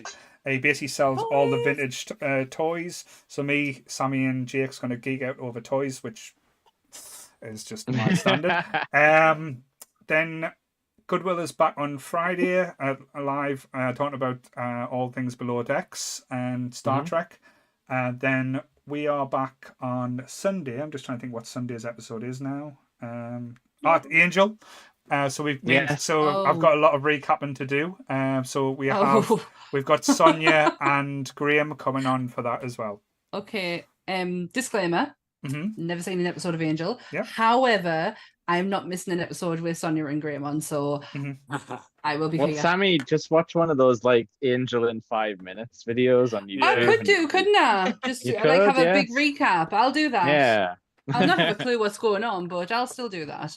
No, I've done it a few times on here where I have not had one clue and I've still managed to talk. So it'll be fun. It'll be fun. And we are hoping to do a few more movie reviews coming soon. But there is talks where we are going to get a few people to try and get me and Sammy to understand why everyone likes the Terrifier movies. I think that's going to be interesting because we're both still very confused as to what's going on. Don't like it, but a lot of people do. So doesn't look like Nikki does either. Clowns. So I'll not promote my Pennywise episode. That's on Don't mind Pennywise. I can handle Pennywise, but we forgot about I've got Pennywise episode. Doink the Clown is the reason I am terrified of clowns. When I was a kid, I saw him, scared the life out of me. That is absolutely understandable because he is absolutely terrifying. Well, I hope you have enjoyed yourself, Nikki, and we would love to have you back on sometime soon. And like I say, I'd love to be back. Thank you for having me. No bother. So same bat time, same bat channel.